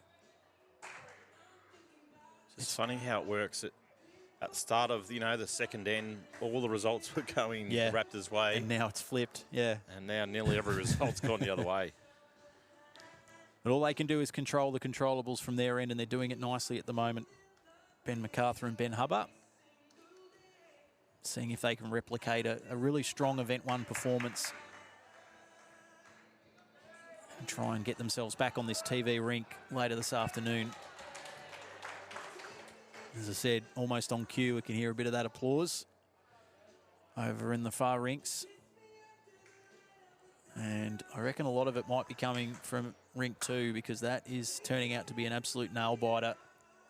The home team, Dandenong Orange, back in front. Just hit a toucher as well. Yeah. 55-50.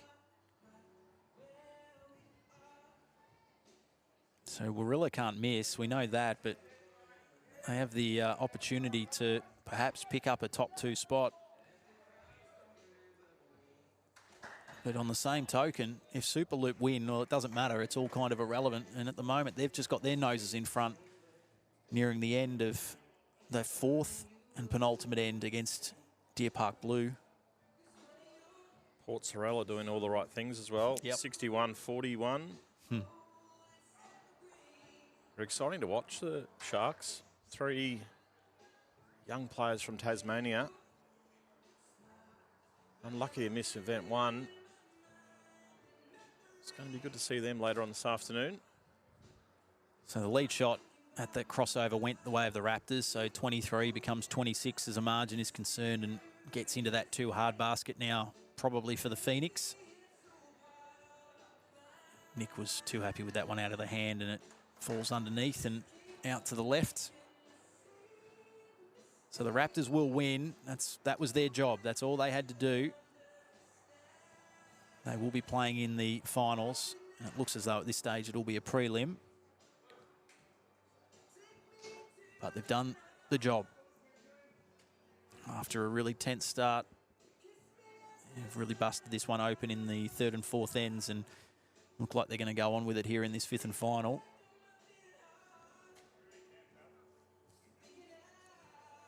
Bit of a loose finish to this game.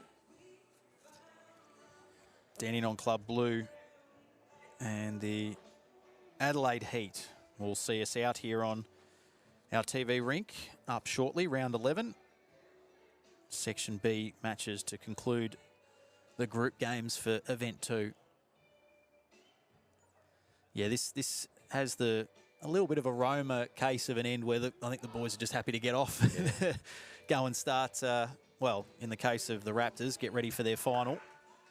And for Team Phoenix, probably to go and grab some lunch, tuck into a refreshment and come back and watch some great bowls action this afternoon. It'll be a convincing win in the end for the NCE Raptors. So they've upheld their end of the bargain. They've won. Now they probably duck over, in fact, to the other rinks to keep an eye on what's happening with some of the games that are going to dictate where they finish. 77-43, the final score. So we'll see the Raptors shortly bounce up into second spot. It probably won't be for long, but Case, where are we at on the other rinks? Okay, so we've only got a handful of bowls on each game left. So Rorilla 53, Dandenong Orange 58, with Dandenong holding the ultimate end. Still 4 bowls to be played there. Moama Green 45, Deer Park Gold 57. Probably that was the only dead rubber of the That's the mix. one that has no bearing, yeah. And another nail biter, Deer Park Blue 52, Superloop 53. Yep. 1 point in favour of Superloop there. Currently, Deer Park do have shots, so that could be enough to get them over the line by a point, but still 5 bowls to be played. Elmwood Saints 47, Port Sorell 61. So that could boost them into... Depends on what happens in the Rorilla game, but that could boost them into... As it stands, they would go into the top 2. Yep. Yep. And Bundoora 56, Golden State 40. Yeah, well, the Golden State can't fall out of the 6, so they'll play finals regardless. But again, they're another one of those teams that could really elevate their final standing with a win. They've got to pull something out of the fire there at the moment, but. Yeah, those games all starting to wind down towards a conclusion. All eyes on Warilla and Dandenong Club Orange at the moment. Dandenong holding first and third. Just trying to look for some sort of reaction over there. And they lead by 2, 58-56. Deer Park Blue and Superloop. I just saw J-By walk past, and not that he gives much away at the best of times, but there's only 4 in that one. Port Sorell have done the job. So we'll see them in a moment go up into second spot. So again, snakes and ladders, they will overtake the NCE Raptors. So they won't finish top 2, the Raptors. Right now, Port Sorell hold that spot, Case. Looks like Dandenong Club Orange have done it against Rorilla. Wow. Okay. That is a big upset. So that leaves the door... Actually, no. No, they haven't. Bowl. Well, there you go. Is. Warilla. So it's going to be Warilla that will go into the top 2, and that's your top 2 set. I'm pretty sure, unless the Superloop challenges. Yeah, no, I think that's going to be your top 2 set. Just looking at that. Unless the challengers can get up over Deer Park Blue. Something would, yeah. Superloop would have to get the shot back with their last bowl, so they're currently game down. Yeah. And you can see all the Rorilla boys eagerly watching. Yeah, well, they've done the job. They've worked their way into second. We're just seeing the standings update now. So it's Deer Park Club Blue and Warilla Gorillas at the moment directly through to the quarterfinals. But, Case, Superloop have just gone down in a thriller to Deer Park Blue. So that will be your top two.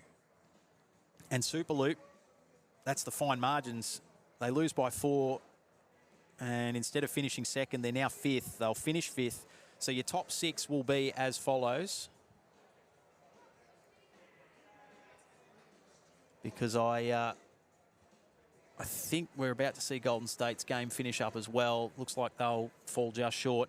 Deer Park Club Blue, Warilla Gorillas 1st and 2nd, and then Port Sorell, NCE Raptors, Superloop Challengers, and Golden State round out the top 6. We'll just get a quick message or two from our friends at Superloop, and we'll be back, of course, with our last group games, round 11, Section B, coming up right after this. Are you planking because your internet provider still goes at 2011 speed? No. Yes. We'll switch to Superloop. 1 gigabit speeds for just $99 a month. Cool. Refresh your internet with Superloop.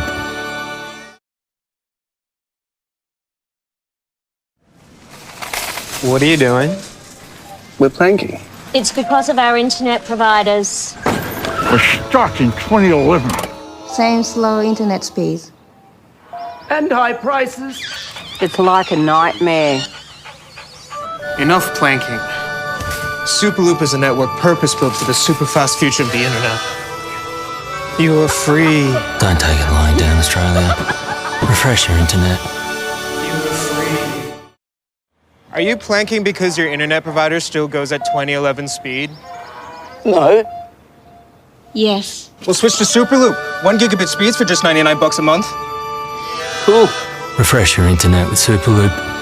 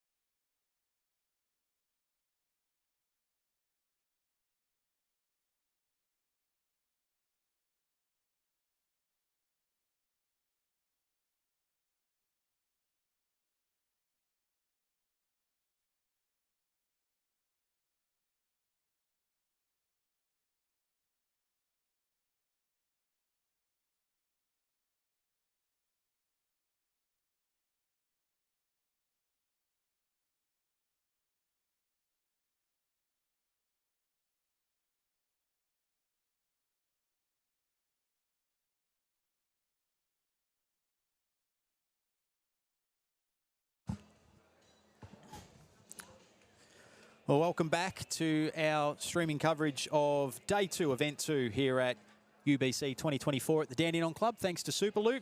Speaking of the Dandenong Club, that's who's in action as we gear ourselves up for the final round of Section B matches. This is Dandenong Club Blue up against the Adelaide Heat. Benny Jones, Mark Casey with you. And Case, I just realised how fun a task is to try and wrangle. How many bowlers have we got here in total? A lot. Trying to get them all in for one big group photo. And you'll never guess who took centre stage, front and centre. Look at me. Yeah. Mr. McGee, Damien McGee. He loved it. But no, the actually players were very cooperative, which was a pleasant surprise. Yeah, I was surprised. Quite quick. So we don't have much time to waste between matches. And as we can see here, the boys from Dandenong Club and Adelaide haven't mucked around. Chris Rosens and Barry Lester leading off for their respective teams. Gary Kelly and Cody Packer, the skips. And this is the final round of matches for Section B. And, well, for these two teams, it's pretty significant case because I almost hazard a guess to say that the winner goes into the finals. The loser is going to be relying on other results to go their way. So it's almost a prelim before the prelims. Yeah, absolutely. And I guess the tricky thing is if the loser of this game, if Exodus win, Exodus will leapfrog them. So, yeah, a bit of pressure on this game. And Exodus have the Flemken Colts over on Rink 3, the top team, who themselves aren't guaranteed that top spot. So it's not a dead rubber for them. They'll be out there to win. So, and I'm sure, I think I've said it a few times, there'd be a bunch of other teams hoping Flemken can get the job done as well, because there's no more scary outfit than Exodus when it comes to the knockout stages of an event like this. First toucher of this one, Chris Rosens for Adelaide Heat. First points on the board, go the way of the Heat. Barry Lester with his third and final. This opening end, final group matches. It's just going to miss to the high side. And the lead shot goes the way of the Heat as well. Once again, just a little bit flat. No TV time for my man Moo Sidebottom. I thought he might have fronted up here for this one, but it is a game of huge importance. And this is the combo that we saw in event one. Case go nice and deep into a semi-final, the Adelaide Heat. Yeah. And to be fair, Chris Rosens, he's been very impressive up front. So it probably is their leading combo, even though we'd love to see Mitch out there. Unlucky here for Packer. He's giving the shot away, but it's in the area. Well, I think from the little bit of research I have done, Case, obviously Chris, Pine River, his home club, and obviously his experience bowling on carpet. He's had a lot more of that than probably Mitch has, playing on the greens, on the grass, if you will, in Tally. Yeah, absolutely. But I know, again, speaking to Mitch, it's more been the experience for him. He's just absolutely loved every second of it, and getting to match his talents against some of the best bowlers in the world, and yeah, he's really enjoyed it. We see attacking weight here early from Packer, and he's close, just doesn't want the hole. He's got the jack. Well, it's a good result. As you see on screen, they've got the back bowl as well. So back to the tee it goes. Yep. And another 3 points. So it'll go out to 9-0 here. Early stages of this big clash. Do or die for both teams, really. Gary's not far off here either. Oh, just missing again, high side, but it was a good run. Both of the skips, one to come here in the opening end. I guess from a UBC point of view, we'd love to see the host club, Dandenong, feature tonight. There's always a bit of extra excitement around when the hosts are out there.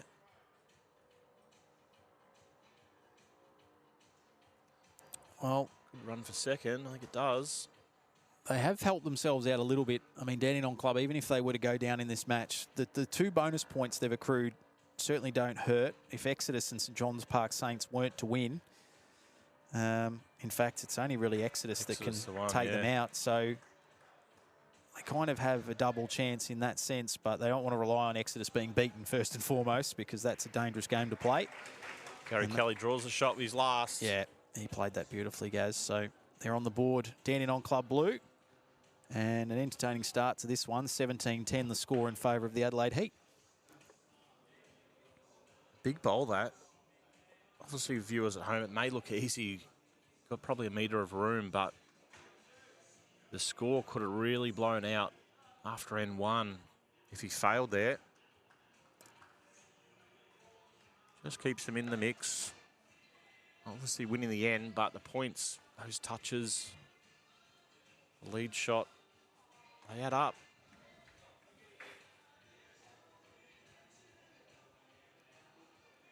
So much like we did in the final round of Group A matches, we'll be keeping a close eye on other results or other scores as they update early stages. And, well, Exodus off to a flyer against the Colts after the opening end, leading 19-5.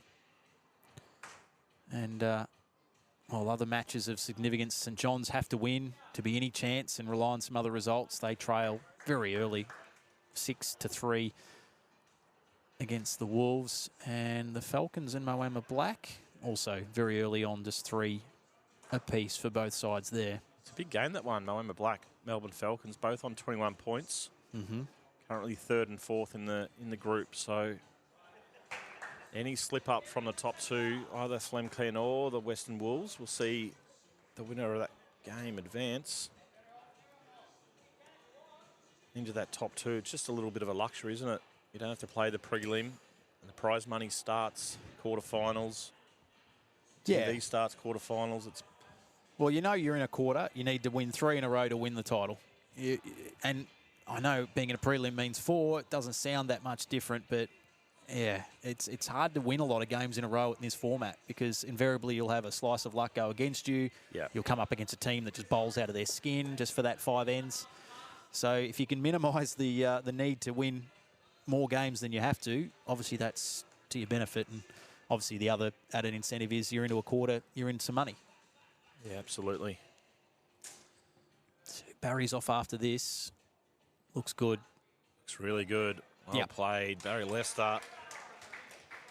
Beautiful weight to that. He knew he was down, so nothing for short. Had the opportunity to land the bowl, but he got the perfect result, trailing the jack through. I know it wasn't their event, event 1 for this Dandenong Club Blue outfit. I would have been stunned and surprised to see them miss playoffs 2 in a row. There's still no certainty here. There's a long way to go, a lot of work to do, but yeah, to see them put in a bit of a stronger showing in this event hasn't surprised me. Absolutely. Yeah, too good of a side to miss out in 2 events in a row, you'd think, but as you say, still a lot of work to do.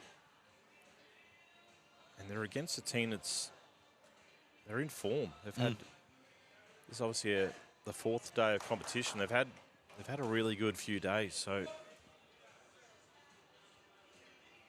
yeah, it could have been probably forgiven if, you know, after the excitement of making a semi-final event 1, first time in the competition as a franchise, that there could have been a drop-off in event 2, but they've maintained, as you said, their case, a really steady line of form throughout. And now an opportunity to secure themselves a second consecutive finals appearance here at the UBC for 2024, thanks to Superloop. can he hold? He does. Yeah, I think so. Closer shot, but... And we have that sentiment echoed there by Barry Lester, who, from the naked eye, can't call it. But what he can call, he calls the head really well with Gary Kelly. They've played together so often now, both in the UBC, BPL, different events. And he's always positive in his calls. You can see on the scoreboard there, if you're watching on at home or at work or wherever you are tuning in around the world, the split first and second, just indicating that it is just a little bit too hard to call. I've now just adjusted that to shot with Adelaide, but if the head stays pretty similar here, I'm sure we'll see it measured. Not 100% certain, particularly when a game is this close and of this much importance. And you can hear that communication that Case just referred to between Barry and Gary back at the mat. Yeah, he just fills him with confidence. Got a few seconds, so pick the weight. It's Can good. he get the jack through? Yeah, of course he can. Yeah. He's made 2. It's a good shot. And 3 for the toucher. Probably a little bit unlucky. Probably not want to touch jack, which is quite unusual in this format. But if he landed the ball, he would have had 3 or 4 real close ones. Cody's got a bit of room here. You always know when Barry gets down on the haunches and really close to the carpet that something good's coming. He almost wills the bowl to head where it needs to go. And you're right, though, with Cody, the form he's been in, you just know he's going to stick this one pretty close. Yeah, too much room for someone of this guy's class. Look at that. Oh, very nearly the toucher as well. So first and third, they'll end up with, I think, here Adelaide or first, actually, just first, but second and third. So we're 27 apiece. And around the rinks, the Colts have bitten back against Exodus.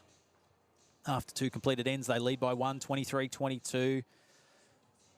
The Falcons in Moama Black, that's a big game as well.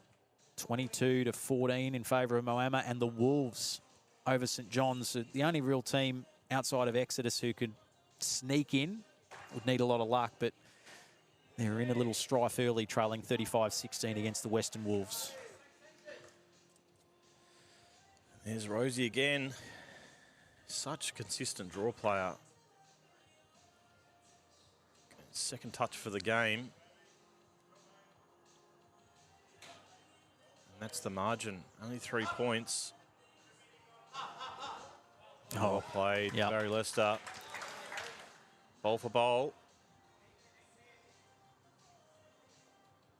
Yeah, basically just using the opponent's bowl there to his advantage to work his way into shot. Now Chris Rosens has been one of the stars of this event this week so far. Pops another one out the back. Importantly, Paso, when you haven't got shot, it's so vital to making sure your bowls are past the jack.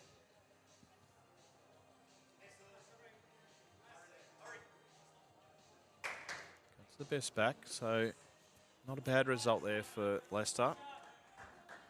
You're looking for a toucher here. Roseanne's backhand.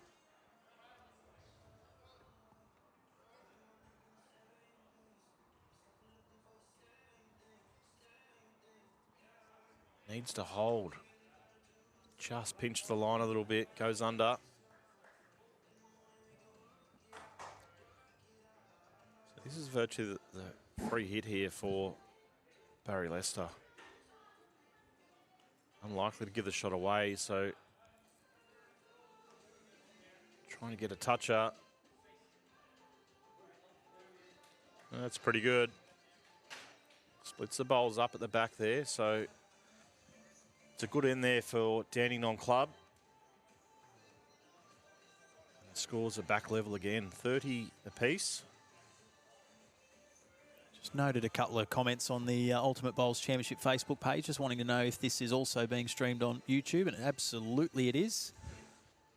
So you can head along to YouTube and just type in Ultimate Bowls Championship, and you'll see the video. The first video that will pop up will be the live stream as we're speaking to you now. And oh, wow, Cody Packer. Brilliant from Cody.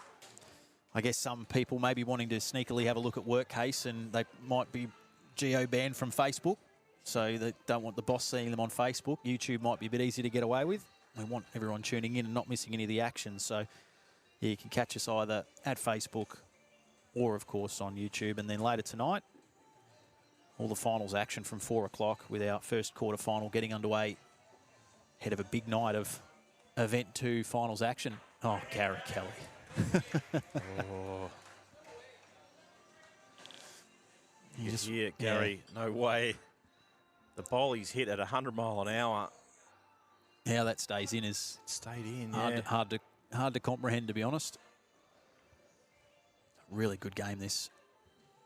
33 apiece, plenty of touches.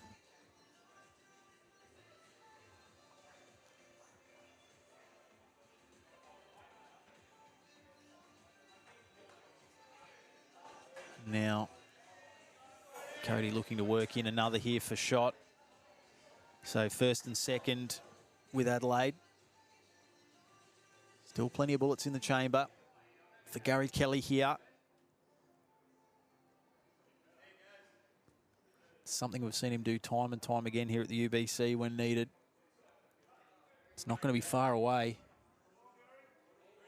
Yeah, it's a great effort. He gets in there for shot. So now it's over to you, Cody Packer. He's come up with a couple of nice bowls already, but with his final delivery of this third end, needs to once again find a way to get inside Gary Kelly's.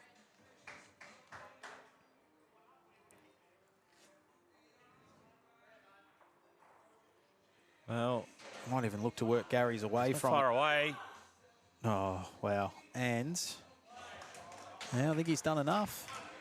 Gets a toucher as well. It's his third for the match. Yeah.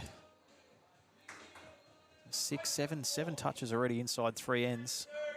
They take the lead back, Adelaide, by that 3 points gathered from the toucher. 1 to come here from Gary Kelly to see out the third end.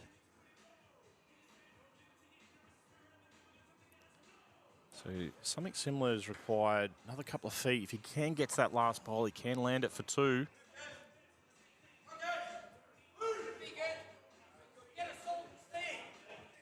Oh, well played. Yeah. What a player, Gary Kelly. Big moment there.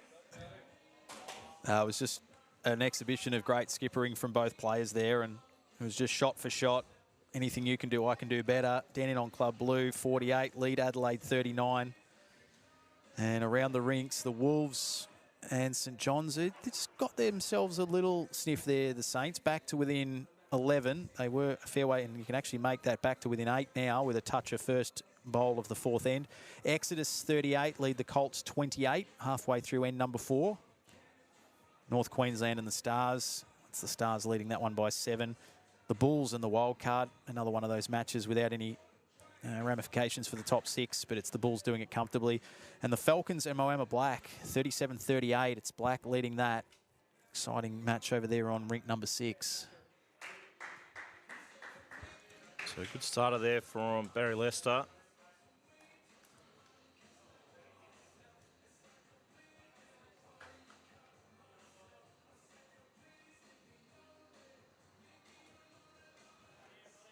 Both teams in this match so far have had their moments and have had their ends. That's a great start from Chris. Yeah, he's in good touch. Razan's early touches. Keeping Adelaide in the hunt. It's a couple of big bowls from Gary Kelly then. Just getting the margin out to 9.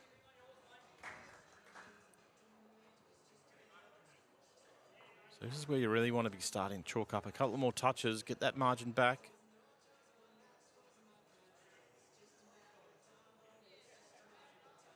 Didn't seem to like that one straight away out of the hand, Chris Rosen's, and still's not going to end up a terrible bowl, but It's pretty good.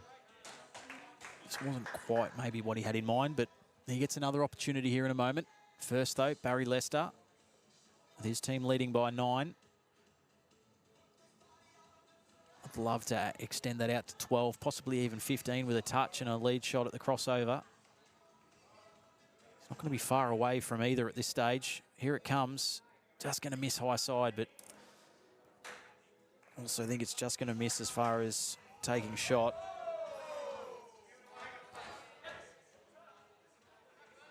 So now Chris Rosen's with the last bowl in this fourth end for the leads.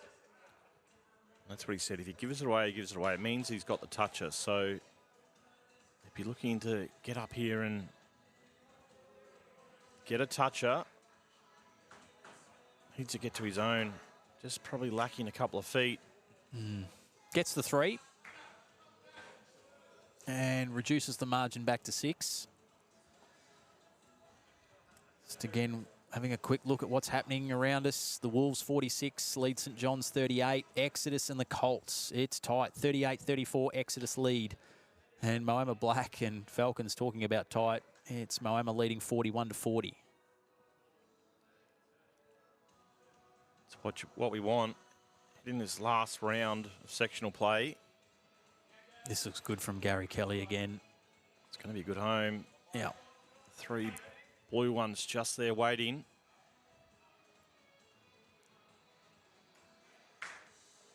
Feel this is set up for a bit of Gary Kelly magic again. The perfect bowl could really blow this game open. While it's only 6 at the moment.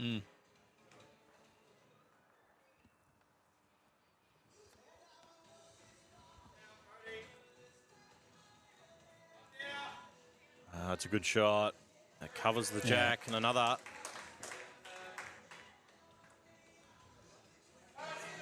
It's quite amazing to think, Case, that Adelaide Heat with a points differential of 131 are still very much at a risk of missing the finals altogether here at the moment. Yeah, absolutely crazy. We did think 6 wins plus a bonus point would be enough. But yeah. And what that tells me is it's either been big wins or very narrow losses for Adelaide. What's he Look got at this. here? Oh, great effort. Wow, takes one away. Yep. It's a big change. Still a good head set up.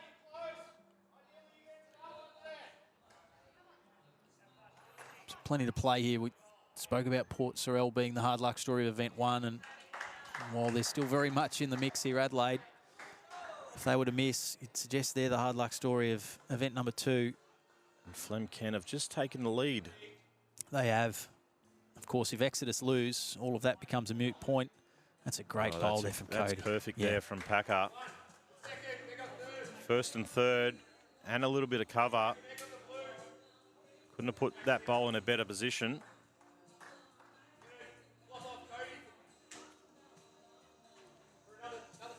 So I reckon we're going to be turning for home here with it pretty much neck and neck. What can Gary Kelly come up with here? 7 seconds left on the shot clock. Well, the best he can do here, Benny, is probably getting another second. Can't see him drawing it around the front. Wow, a little bit bigger piece of that might have done it, but... So 13 will go to Adelaide with 1 to come here from Cody Packer at a minimum, 13. So that'll take them to 55. Dandenong Club will pick up, if it stays this way, another 5, which will take them to 53.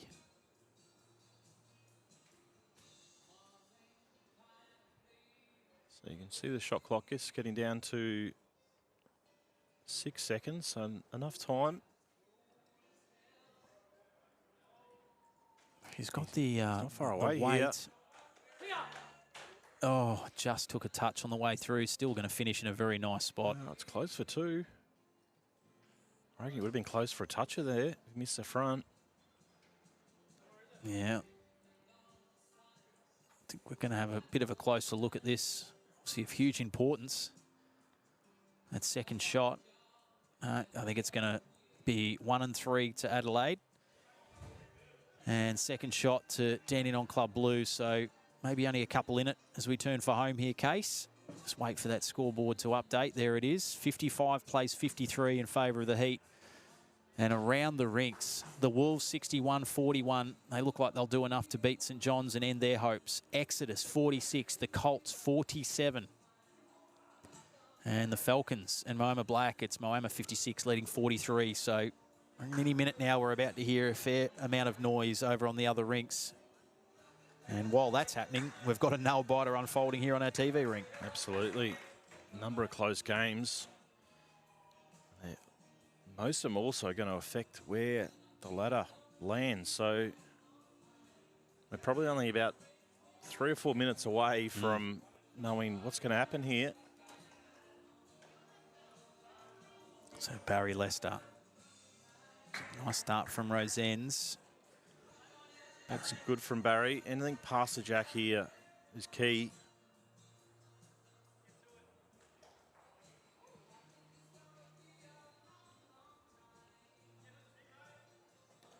So Exodus holding ultimate end on rink 3. Still at least 2 or 3 bowls to go there. See Aaron Sheriff wander past and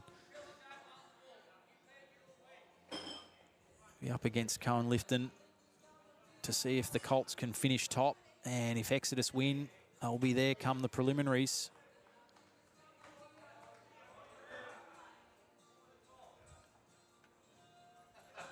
Just hunting the Jacks, just overplayed it here. Going through a few metres. Got the tee though. 1 match completed. The Bulls have had a big win over the wildcard team, 92-34. So they finish on a winning note.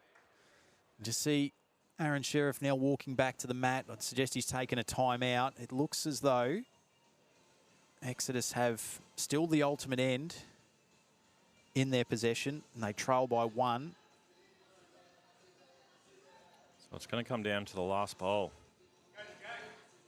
The Colts, well, they simply just need the shot.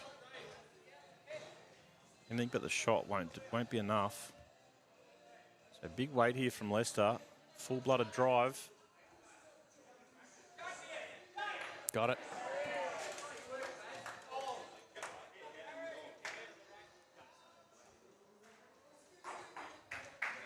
It's a few bounces down there, but it does the trick.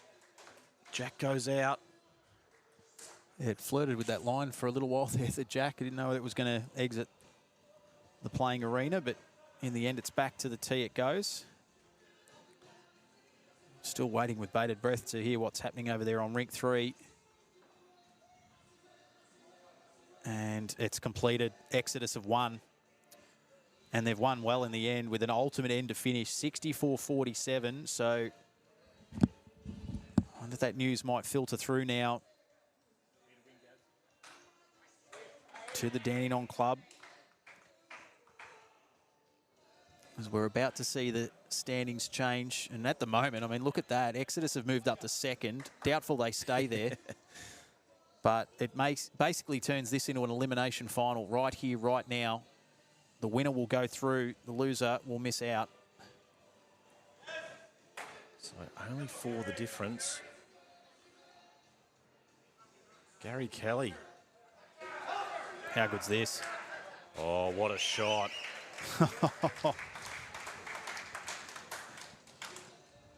So increases the lead to 7. And importantly too, holds 1st and 3rd. I've seen Cody Packer come up with some big moments over these past 3.5 days. He needs to deliver here for Adelaide or they're missing out. He's got 2 to come.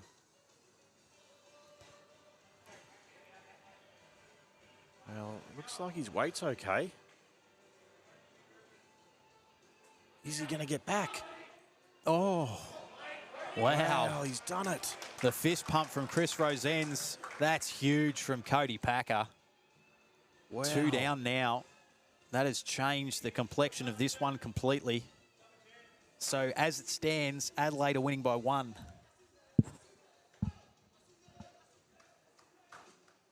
Almost guarantee it won't stay like that, though. Here's Gary. Can he do it again? Barry likes it. They like it. Here it is. Oh, unbelievable. Any touch on the bowl or Jack would have done it. He cannot believe it. Neither can Barry Lester. There is barely a bowl's width between the Jack and that Adelaide bowl, the orange bowl sitting closest, and he somehow still managed to find a way through it. 1 each to come. We know what the equation is here for both of these teams. Winner goes through, loser packs their bags, gets ready for event 3. As the scoreboard stands, Adelaide are winning it by 1. As we see the crowd building, Yep. a number of the games being completed out the back, and they're all come to watch. Packer. Gee, I tell you what, again, unbelievable. Does he get a touch? He does. 2 of the biggest and best bowls you're going to see in a clutch situation right there from Cody Packer. Wow. Well, simply Gary needs a trail of Jack. So there it is. Simple instructions from Barry Lester. And it's released from Kelly. Here it is for a spot in the 6. It all comes down to this. Still looking. Barry's not sure. It's trying. It's not going to. Wow. And there you have it. So Adelaide will survive and live to fight another day. And Dandenong Club Blue are going to miss out by the barest of margins. It turns out to be a Superloop ultimate end after all of that, if you can believe it, Case. But what we can tell you now is that the top 6 is finalised, and it will be Adelaide leapfrogging Dandenong to finish 6th. In fact, they'll actually go up to 5th. Melbourne Falcons will drop back to 6th. The Western Wolves finishes the minor premier, if you will. Moama Black goes straight through to a quarter-final. Flem Ken have fallen out. They finish 3rd. Exodus 4th. Heat go up to 3rd. Adelaide go up to 3rd. Incredible. There you go. Flem Ken down to 4th. Exodus 5th.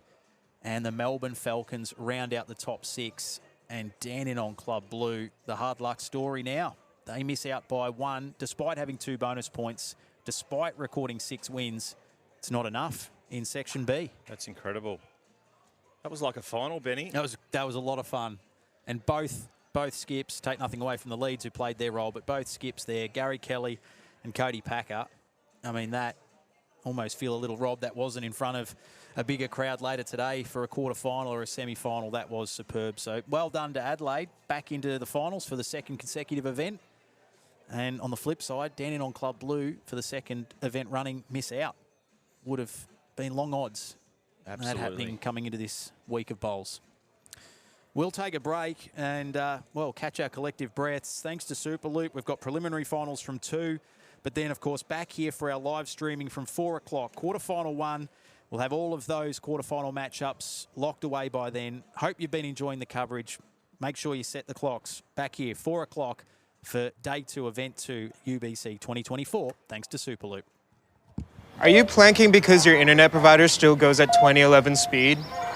No. Yes. We'll switch to Superloop. 1 gigabit speeds for just $99 a month. Cool. Refresh your internet with Superloop.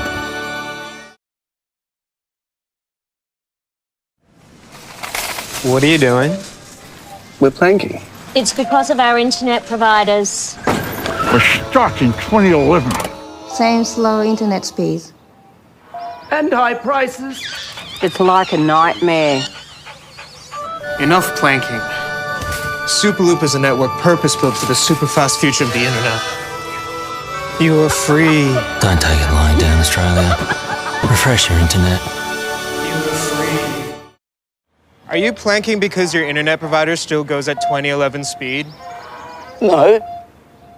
Yes. We'll switch to Superloop. 1 gigabit speeds for just $99 a month. Cool. Refresh your internet with Superloop.